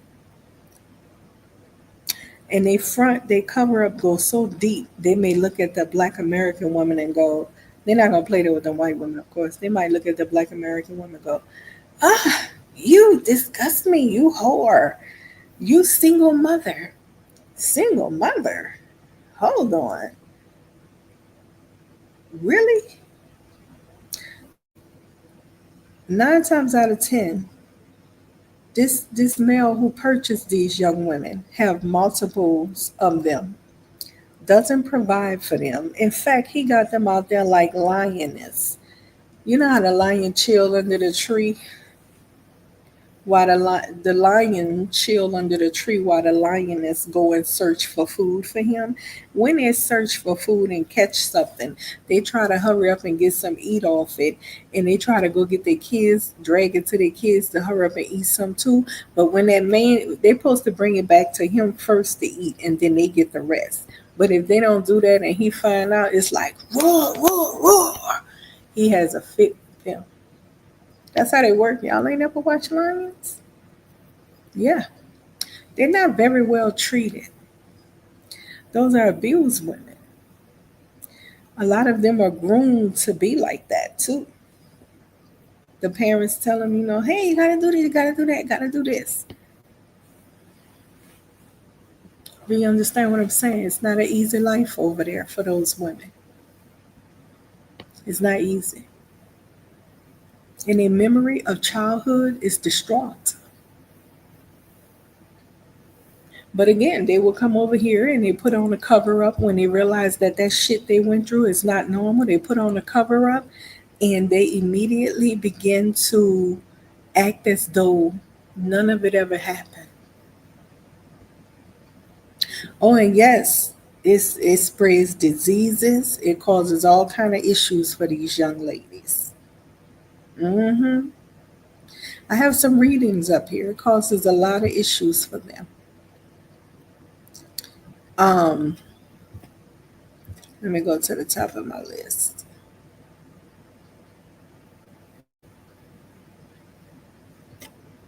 Yeah, when I was researching and looking at this, I'm like, wow, that's pretty crazy.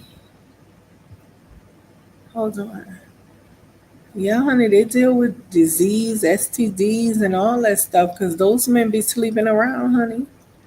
It don't be with just them.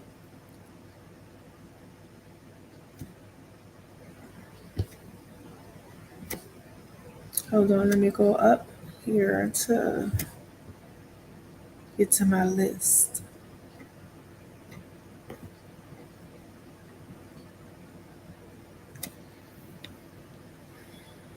Just straight up sold off like a slave as commodity. That's all it is. And I told you, the younger, the more money it costs, the child costs. We read or we saw how the young lady was saying she lived a miserable life. It caused her misery. Okay, this is not just happening in villages. Don't get it twisted. It's not just in villages. It's in their city too. It's in their city as well. And so again, they come to America and or the UK somewhere, and they be like, oh, they try to cover it all up. But with issues like that, whew, somebody messing with you at 7 years of age, man, that's too much. That should make a woman really angry. Like when especially if she comes to America and she realized what happened to her, that they terrorized her, they're no good at. The men of her community is no good. This is what they do to the women. When she realizes that and wake up to that, she's gonna be so fucking angry.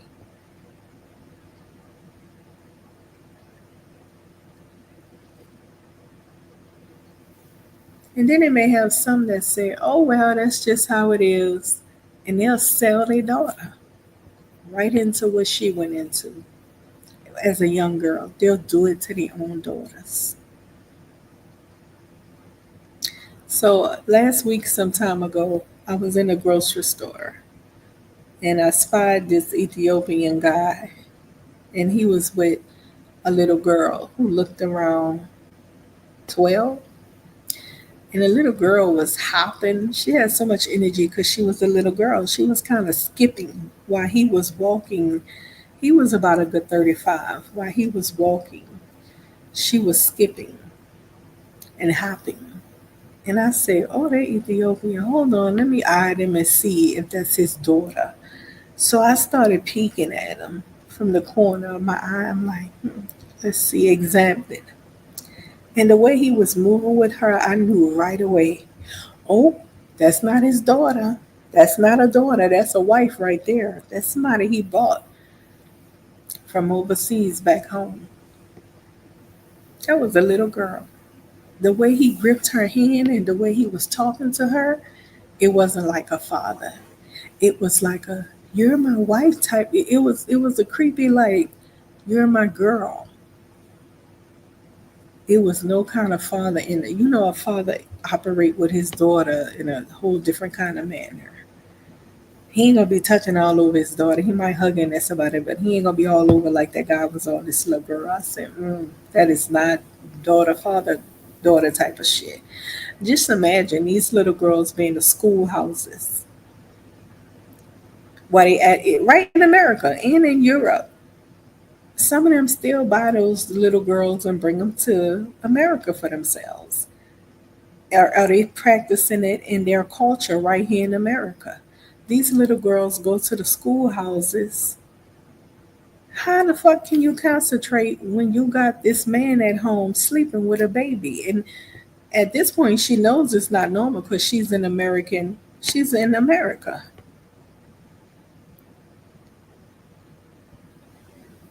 Talking about traumatized. That's some traumatic shit right there.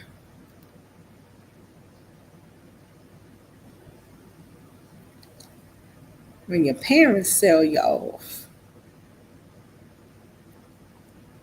And again, in their communities that's outside of Ethiopia and Somalia, if they're in America or the UK, they begin to hide this and project on other people, like the American women. Oh, look at them. They're dressed in those tiny shorts and they're dressed promiscuous and sexually, hypersexual or whatever. Oh. No, no, no, no, no, no. You be quiet. You be quiet. Your father and mother sold you off as a slave commodity into another person for a cow and a can of beans and shit. And the men of your community take this as normal.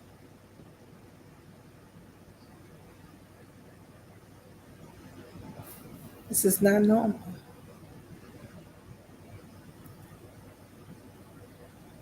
It's not normal, not for the young ladies. Did you not hear these young ladies, how sad they were? How they speaking that they would like to go to school and do something good with themselves or whatever. That's not normal. You're terrorizing somebody. And again, some of those women sell their daughters right on into it because they feel like, hey, that's just the way of life. Make it best.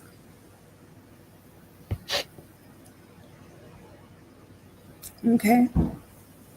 And so when it comes to liberating women that was born and raised in America versus these other societies of women that come to America and they have some really tough things going on in their culture that they hide under draped sheets that they wear. Yeah, you can't afford to point the finger. You just can't. And I'm very thankful that our men of our community don't think that it's a normal thing to marry off 7 year olds. Not marry, but to sell 7 year olds and 14 and 12 year olds into so called marriage. It's not marriage, they're just selling them, the girls. It's not normal to sell their daughters. I'm very glad that the ADOS FBA men don't think or move like that. But you would have some of these people get online and pretend that their cultures are so great, when in actuality, these are the things they do. They have terrorized your mothers, your grandmothers, your great grannies. You are women that have been terrorized, sold for a cow and a can of beans to old men and men that's abusive.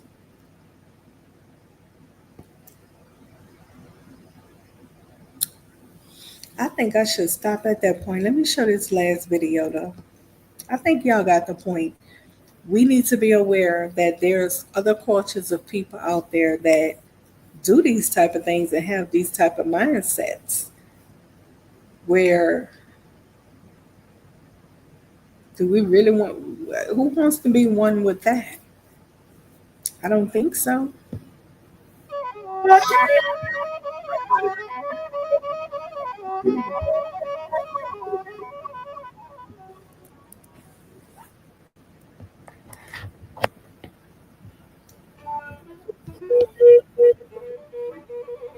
Child marriage. Okay, I want to get to a city. Some say that if a girl is I old want to enough go to a city one after this. Okay, to carry water, she is old enough to be married. if she old enough to carry water, she old enough to be married.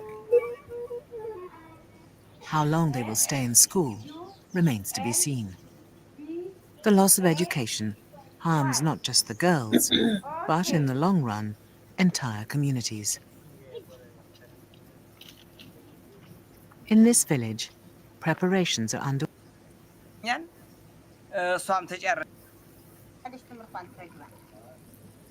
አትመጣም ነበር የደረሰች ብትሆን አትመጣም ነበር ከዚያው ነበር ትምህርት ስለጀመረች ትምህርቷን እንግዲህ ህግም ይጠይቀኛል እሷም ተጨርስ የሚል እስከዚያ መቆየት አለባቸው አባትና የዚህ አባትና የኔ አባት እስቲ ጨርሱ እስቲ ደርሱ መማር አለባቸው ሁሉም በሚል አናገናኝም ዛሬ መንግስትም ይነካናም በዚህ አይነት ብለን ነው እንጂ በዚያው ነበር የሚሄዱ Damn, this man almost kind of favored my daddy. Wow. ዳመዳራቸው እንግዲህ ቃል ሄዳን ተጋብተዋል ስለዚህ ነው አሁን ተጨረሰ እሷን ቤቷን መጣች እሱም መዚያ ይሞሸር ጭመዚህ ትሞሸራለች እነሱ ብዙ ማድረግ አለ እኛ ግን አይ መንግስት ይሄን ነገር አይፈልግም ተማር የሚል ራሴ ተጠብቃታለሁና ነገም ትምህርት ተሄድ ብዬ ነው ያመጣው እንጂ ተነስራ But my dad don't have a big forehead, but he kind of favors him. Like, wow, the eyes, the nose, the man. Now I'm seeing why they had these Eritrean people that thought me and my son was Eritrean, and I was like, no, I'm not Eritrean. They're like, you're not. I'm like, no. I've had that happen a few times where they bump into me and they be like, are you my sister? And I'm like, oh no, I'm a Black American. Really? Where from? I'm like, y'all really think I look Eritrean? Girl, they really be. I've had it happen at least 3 different times, and that man just not look just like he favors my dad. Wow. The only thing is my dad's forehead is not big. You know, he don't have no.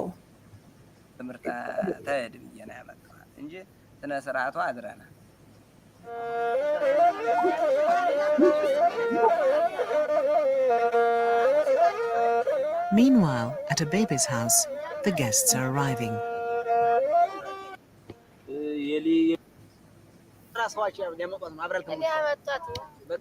Listen, let's go into some other ones in the city because it be old as men marrying these little girls now. We ain't gonna just, they don't want to show you the ones where it's old men marrying these little girls. Trying to act like it's just 16-year-old. Okay. A 14-year-old Zimbabwe girl through her wedding. Look at this child marriage in Afghanistan, selling underage girls in France. Ooh, child, the people just be selling the daughters off. Oh my gosh. Child marriage rise in Ethiopia as desperate families seek drought relief. I told you when they get time needed, they gonna sell their daughters. But I am glad that the ADOS FBA, while they sitting around here pinpointing at the ADOS FBA man talking about what the ADOS FBA man and women do, you need to be trying to help your people over there, and you need to be trying to do something constructive to help those young women. You know what I'm saying? How about do something? Think about something. You can. That's why I say that's all they do is sit and project. They look at other people to try not to look at themselves, the horrific ordeals that's happening with their people where they are, where they originate from. That's a sad thing to do. Now, one thing I can tell you about ADOS FBA people, we don't sit around looking across the world at other people and their failures and shit. We don't got nothing to do with what y'all do over there. We might check y'all, but we don't give a fuck about how y'all living over there. That's your business to handle. That's your fight. But they ain't selling they ain't selling their daughters around this camp. Okay? Terrorizing their women and shit.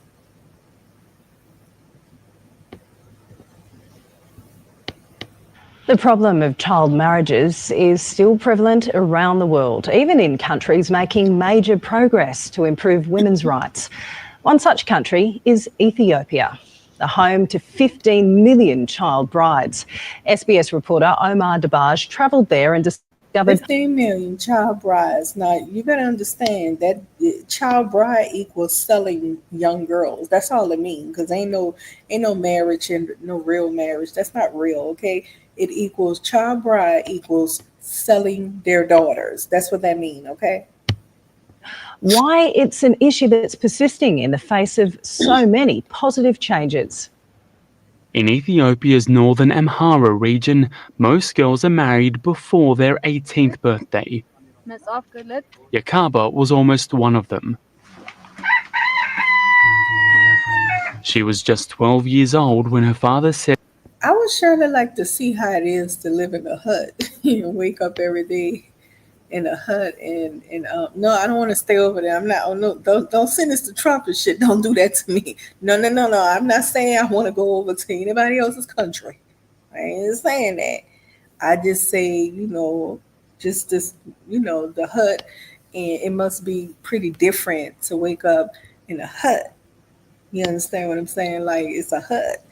And I heard that the hut has like ventilation in it, like almost like they build it where like it's a breeze that go through and almost like air conditioned. I say, what? Child? that she was set to marry a man nearly twice her age. የሆነ ቀን ከቤታችን ሰው መጥቶ ቤተሰቦችን ሲጠይቅ እህቴ ሰምታ ለኔ ያወራች። ወላጆቼ ለሰው ሊድሩኝ እንደነበረ ነገረች።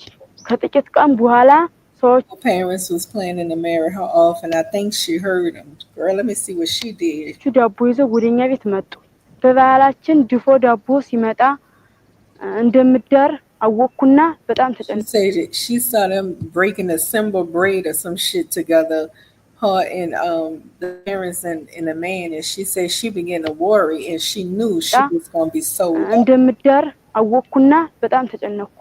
Fortunately for Yakaba, her auntie, who was also married when she was 12, intervened.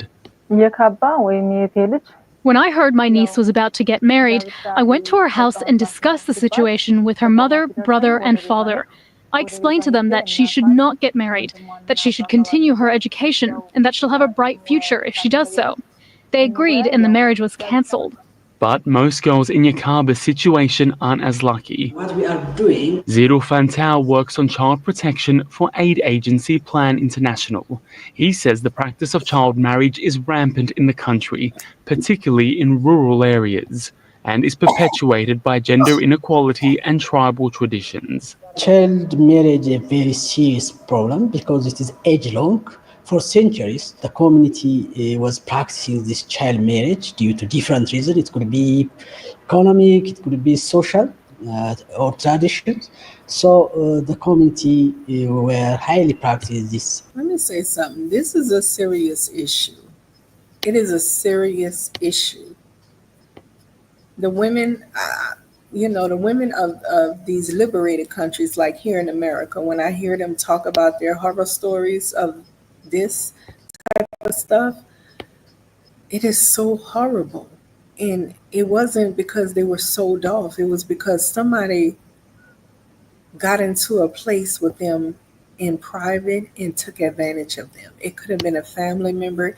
It could have been a babysitter or something, who knows. But it was somebody who had access to the young people. And it caused them so much pain. I've seen that, like, when I hear women speak about that, that's so tough for me to even hear it. Like, so these young girls, we talking 7 and 10 and 11 and 12. This is horrific. It is outrageously going to destroy them mentally. It's going to destroy them. It's gonna hurt them. Like, that shit can cause them to hate men. You understand what I'm saying? Wow. Phew, that that's a form of terrorizing the women of your community, your daughters. It's issue. Gender inequality remains a systemic issue across Africa, and that includes Ethiopia. The United Nations ranks it in the 40 worst countries when it comes to gender equality. But the nation is slowly trying to portray a more progressive attitude. Half the parliament is made up of women, the president is a woman, and there is a mandate to empower more female CEOs.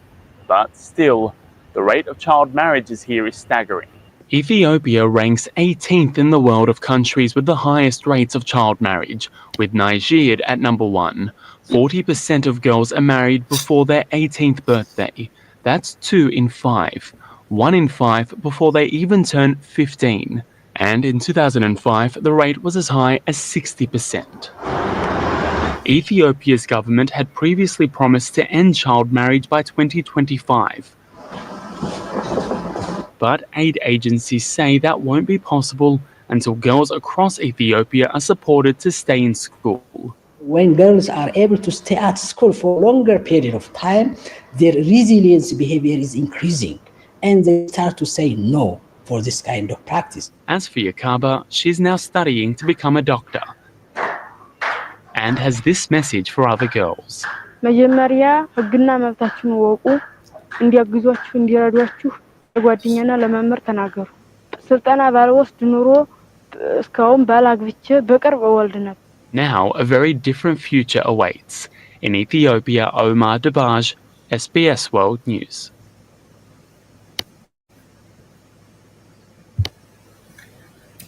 Ooh, but thank God for her auntie speaking on her behalf.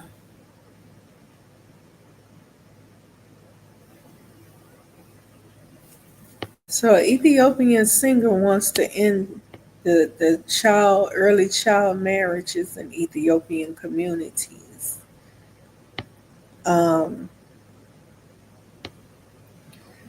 Central Africa Republic is happening a lot there too.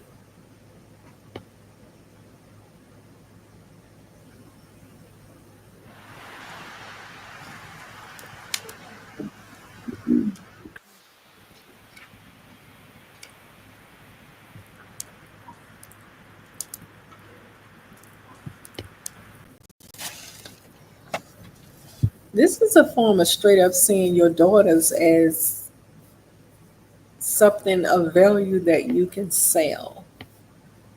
That's what I'm seeing. Men that think that, okay, if I have daughters, I have something of value to sell when in absolute need. And the younger she is, what I told you, the more expensive. This is happening in Afghan as well, countries like that as well. Woo, that's scary to know that your parents can, your dad can sell you off. ተከታትሎ ንባብ ምናምን ማለት ነው። ወርቅ መስራት ማለት ነው። ጥሩ ግብ ለመረት ማለት ነው። ህብረተሰብ ስለዚህ ኬሚስት እንዴ ዶክተር ይሆናል ብቻ ሰው ይሄ አላወቅኳትም። በባህላችን አጭካም ይባላል። እስከዚያ ድረስ ያደረሰው ምክንያቱም ተምሮ የጨረሰው That's in a country town again. Hold on. Oh, look at the baby. He's so cute. But that woman looking like what? Look at her facial expression. She's like, why the fuck do I have a baby?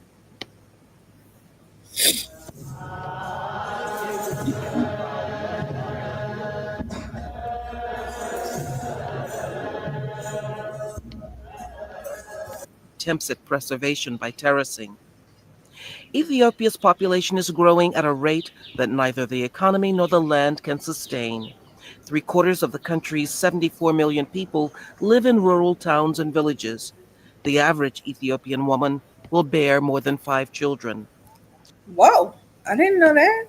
The population is rapidly growing there. For most women, it will be a hard life of subsistence farming. Along the roads, you see them trudging off to the market to sell wood, fetching water, or joyfully crushing dried tea leaves for a big wedding. Most likely, the bride is no more than a. Okay, I want to pause it right here and I want to ask you guys, just to think about this. So, we're talking about you see the hardship going on over there in this country and the issues they face in this country, especially the young ladies. And then you have so many other Ethiopian groups that's outside of Ethiopia, whether it be they're in liberated countries, whether it be over there in Europe somewhere or here in America, but they're living in liberated countries, large amounts of Ethiopian communities, okay? So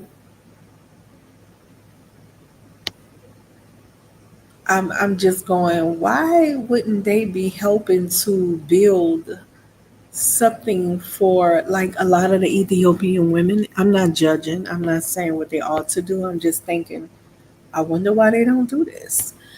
Because this is something I would do if I was away from my country and I knew that the young ladies in my country was facing issues like lack of this, that, and that. I would get at least 100 sisters together that's living in liberated country. I would get us to put some money together and we can go over there and build a schoolhouse for the young girls to hurry up and get educated, get in there and stuff and help educate them so they can get an education and do something or whatever. Same thing with the men. The men can do the same thing for the young men. Something like that. But it seems that when these people flee their country, they have no intentions of ever, ever, ever going back. That's what I'm starting to see. Like I thought that they flee the situation at hand, and hopefully they want to go back and try to help the people there. But more and more I hear them talking. I hear that they do not have any intentions to ever go back home to help their people. So sometimes I get a little, I be flabbergasted. I be like, what? You don't want to try to help the people that's back home? Like, you know what I'm saying? Like, build a school. Like, I know it's not that expensive between 100 Ethiopian women to get together and build a school over there for the young women or something. You know what I'm saying? Like, I don't know. I'd be thinking like that, but yeah. Hmm. Because over here in America, there's something different, right? We have these white people in our business, and they on everything we do. We gotta basically get permission, right? Because it's not our country, and they in all of our business every which way. They got plants in our communities and shit that look like us, and so over there in their country though, that's their country. It's no white people running shit over there. So I'm like, that makes it probably like better for you to be able to maneuver and set up a house for the young lady. Well, I guess if the mindset of the men over there is it's okay to sell young ladies, then I guess they wouldn't want to see them educated. I, oh boy, wow.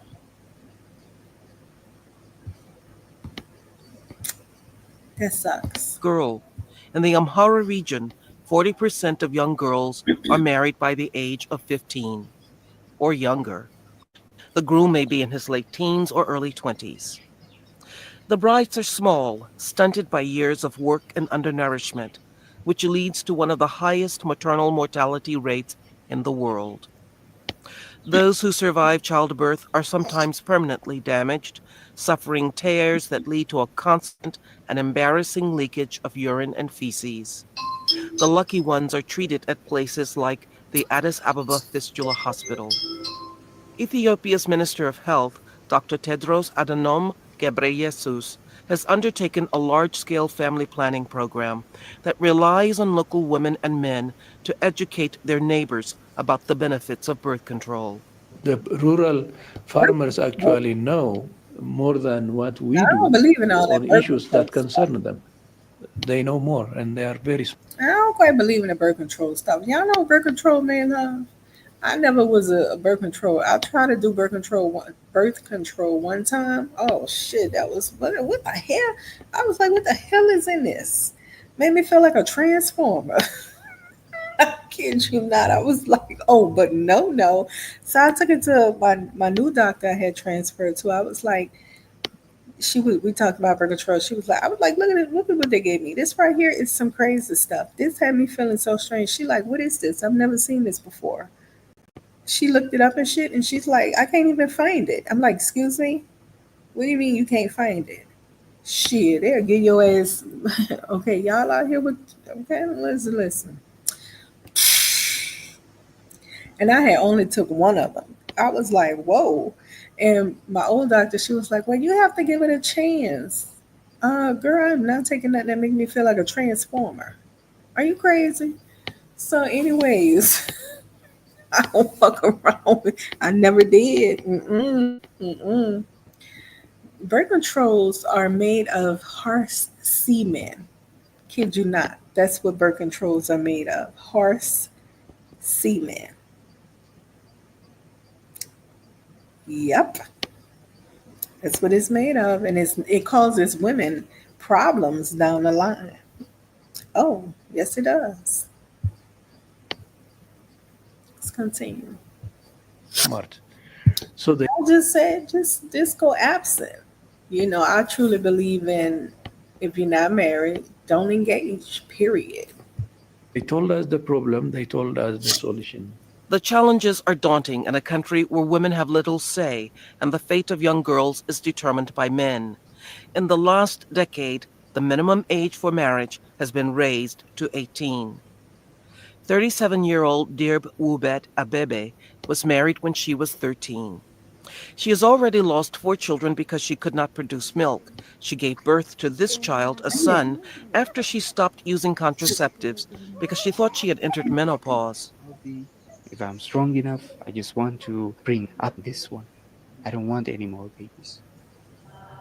World. Didn't I tell you that? I mean, Those to educate their neighbors about the benefits of girls is determined by men. She has already lost 4 didn't I tell you that? That kind of behavior is going to make the women hate men.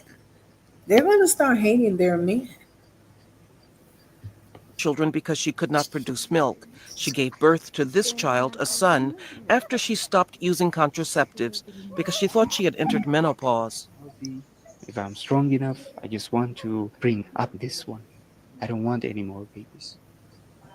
Religion is a powerful and conservative force in Ethiopia, a country almost evenly made up of Christians and Muslims. Hey, let me tell you something. With my Eritrean friend, I learned a lot from him. Listen, listen. A lot of times we looking at them from the outside, we don't know the inside, right? Because from the outside, it look like they're a tight knit community and they believe in marriage and they're very Christian and all that. That's not the case.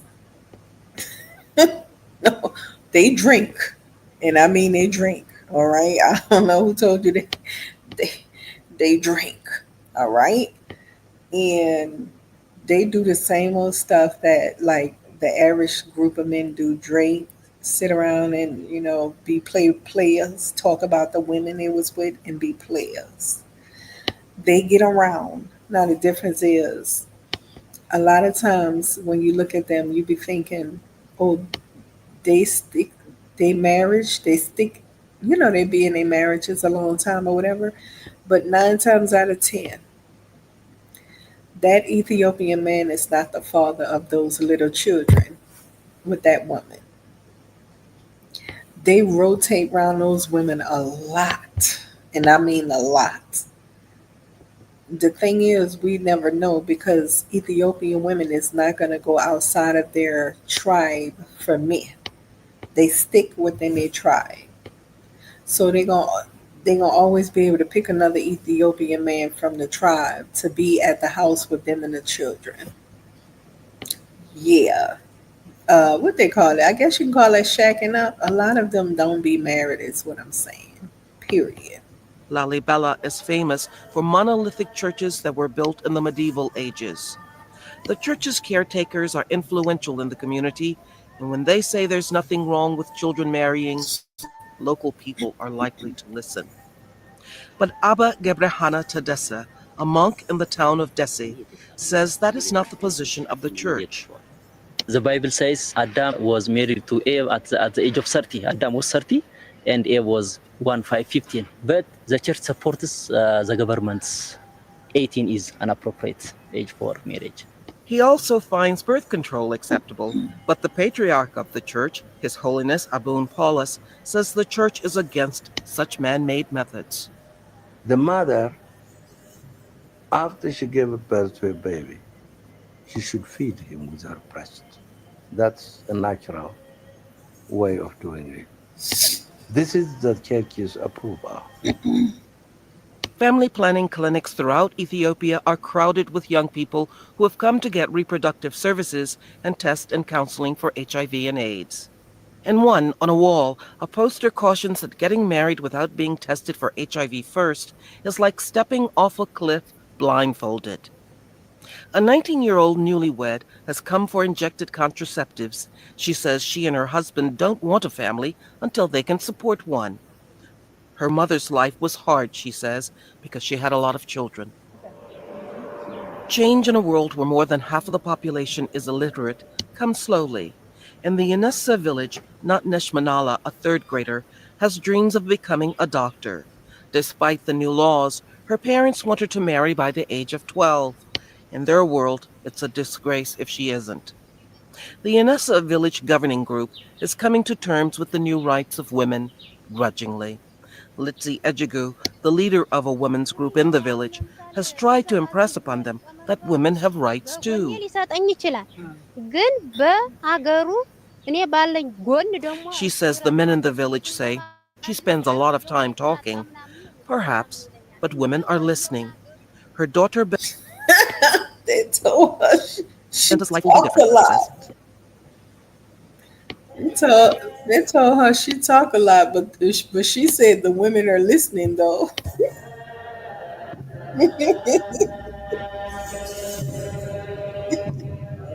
She like the women are listening though. You're gonna have a problem pretty soon.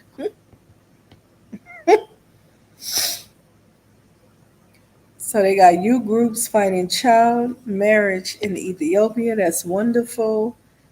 I mean, my gosh, this type of stuff make me just thank God I'm in an area where women have protection and rights. Oof. Whoa. Let's go further now. So this doesn't just happen in a village. It happens in the cities as well. And it happens where these men still send for brides from overseas to these liberated countries. They send for these young girls.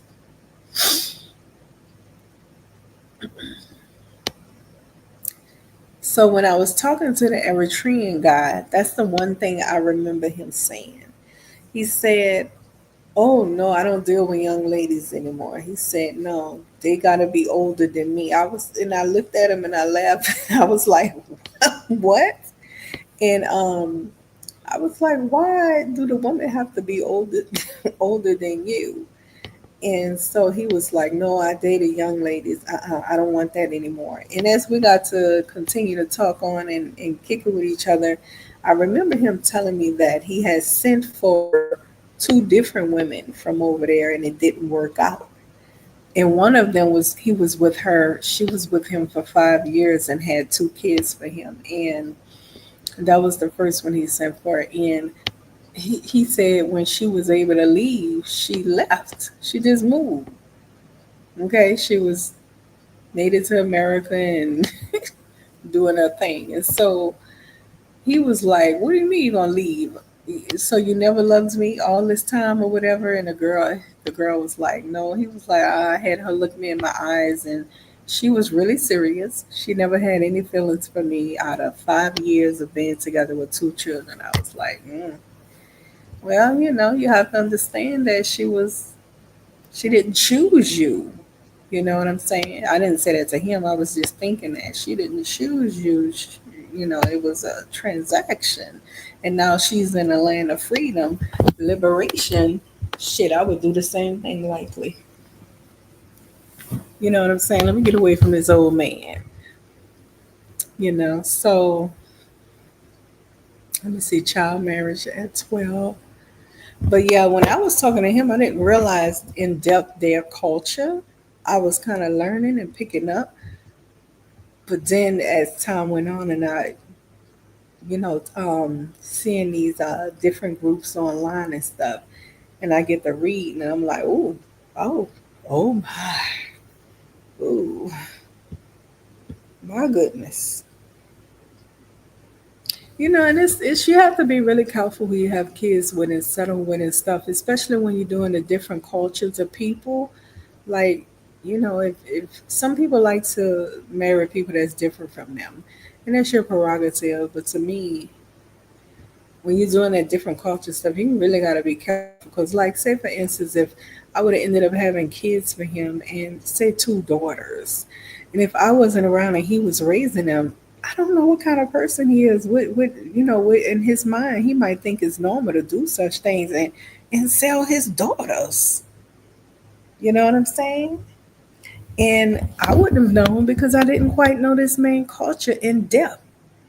That's why I'm like, oh my gosh, I'm so glad I never got serious with no kind of foreigner. Ooh, no kind of person outside my culture, because that stuff is a lot. Like, you have to really know the other person's culture.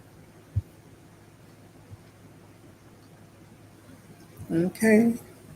So Ethiopia and then child marriage. So yeah, anyways, I think I'm done with talking about this. I just wanted to show that these men are basically terrorizing the women of their communities. Indian child marriage in Gambella. I never even heard of Gambella. Is that Gambia?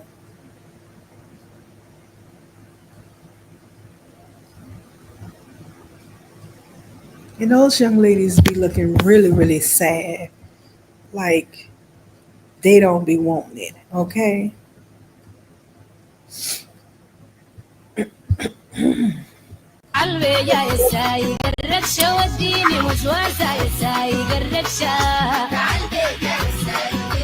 Ethiopian wedding.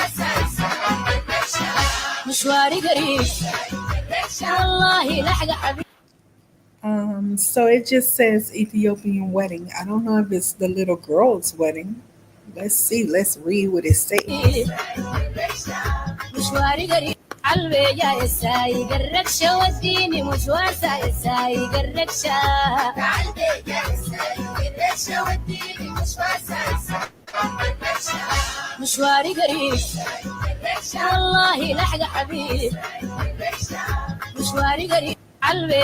Everything is in Ethiopian writing. You're looking lovely in your red dress, dancing to nice from yours. Oh, nice.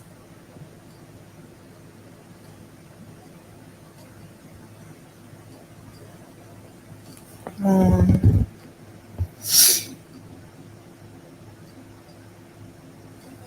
can't tell if it's her wedding because they're not saying.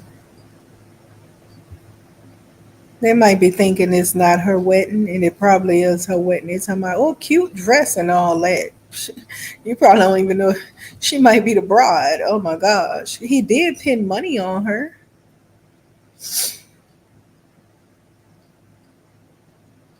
Such elegance. Oh,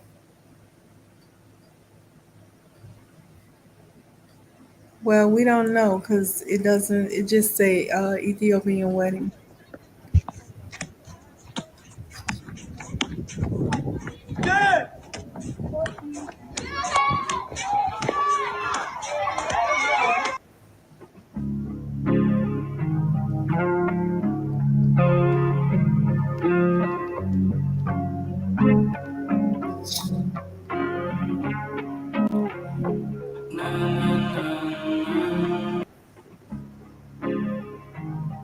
This is so cute.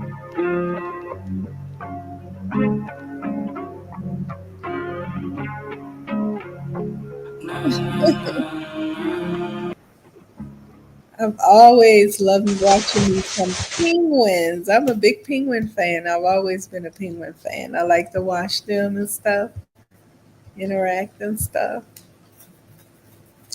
Anyways, I think I'm finished talking about that. You guys got Are your customers? you guys got the point of what I was talking about concerning child marriages and what's going on over there in those parts of Africa. Because some people, they like to highlight what's going on in West Africa all the time with the men being, as I heard one of these Ethiopian females on college channel talking about the men of West Africa. I'm like, well, what's going on in with the men of East Africa, Somalia, and Ethiopia? Let's examine this. And give me a second.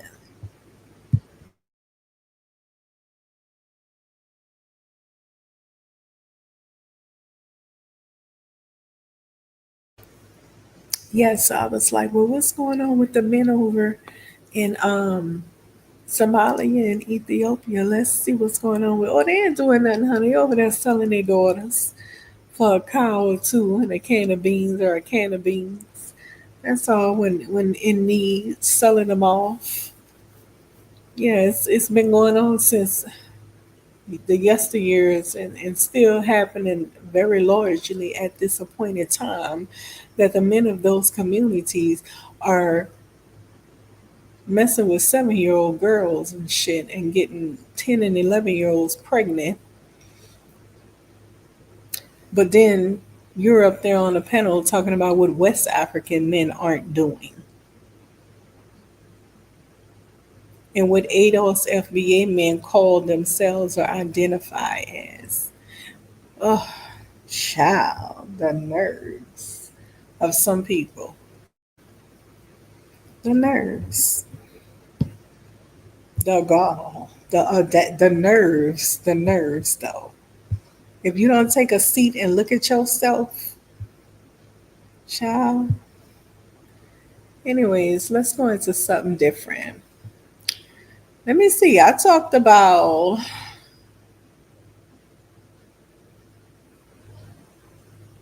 um there was something else. Hold on one second. Yeah, in the future, those women be having so many issues from that type of stuff, and that ain't doing nothing but ruining the future of your society.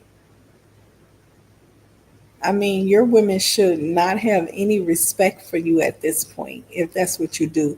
You sell them off. I just don't understand, how you can have respect. Like, I can't look at my daddy if he sell us off for money, or that's honey.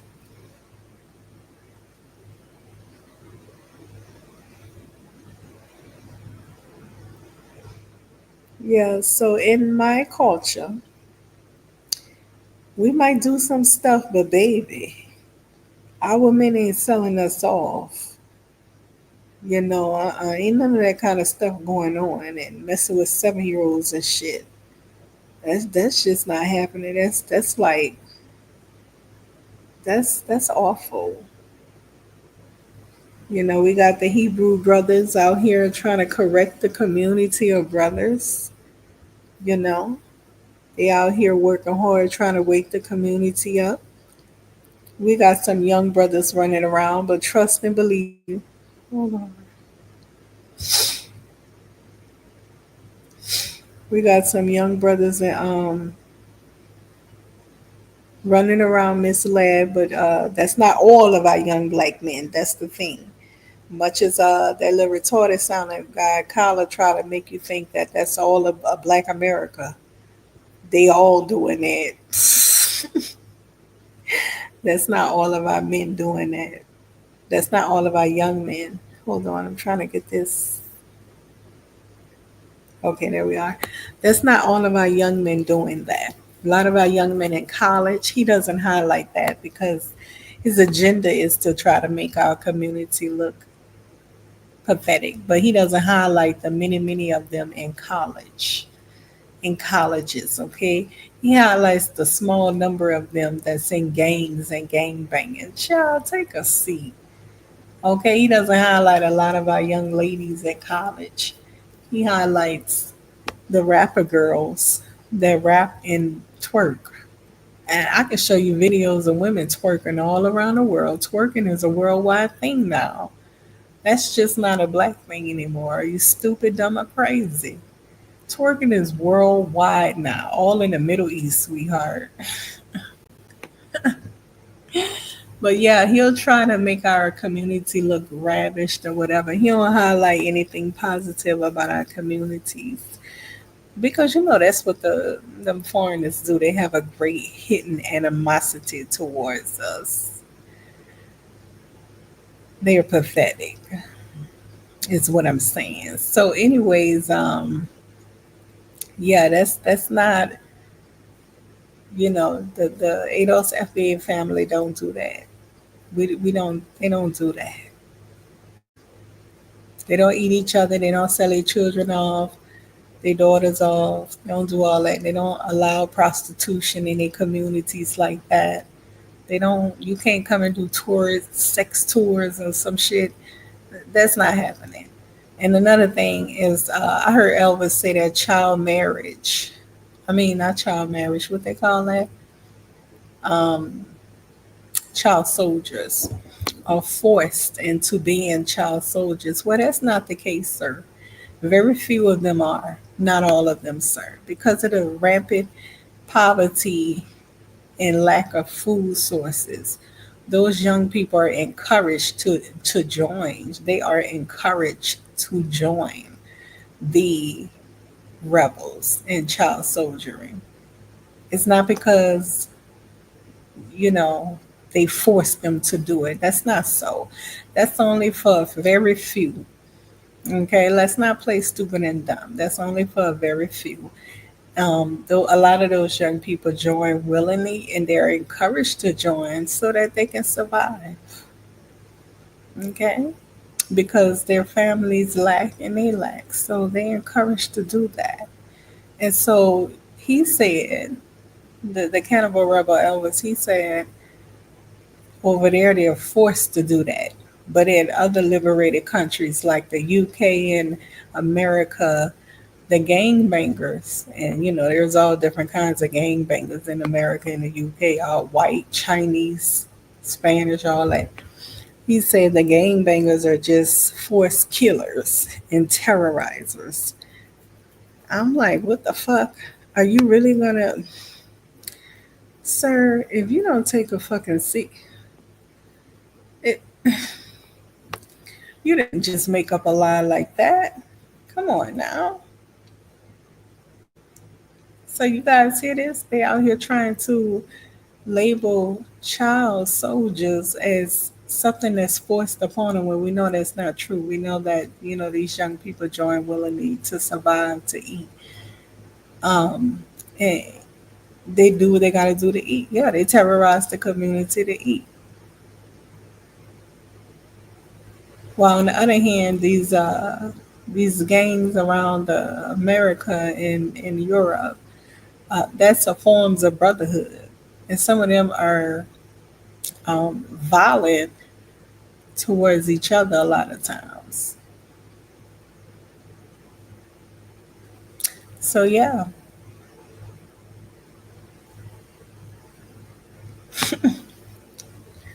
the stupid stuff people say and how they try to twist things to try to make it seem like it ain't what it really is. I mean, that's come on now. It's just what the fuck. But that's what Africans do. They're gonna lie. They're gonna lie about selling. They're gonna lie about participating in slavery. We didn't sell you. They stole you. No, they didn't. You sold your people. You lie about everything. Everything. Anyways, I'm sleeping now. I hope you guys learned something from this stream.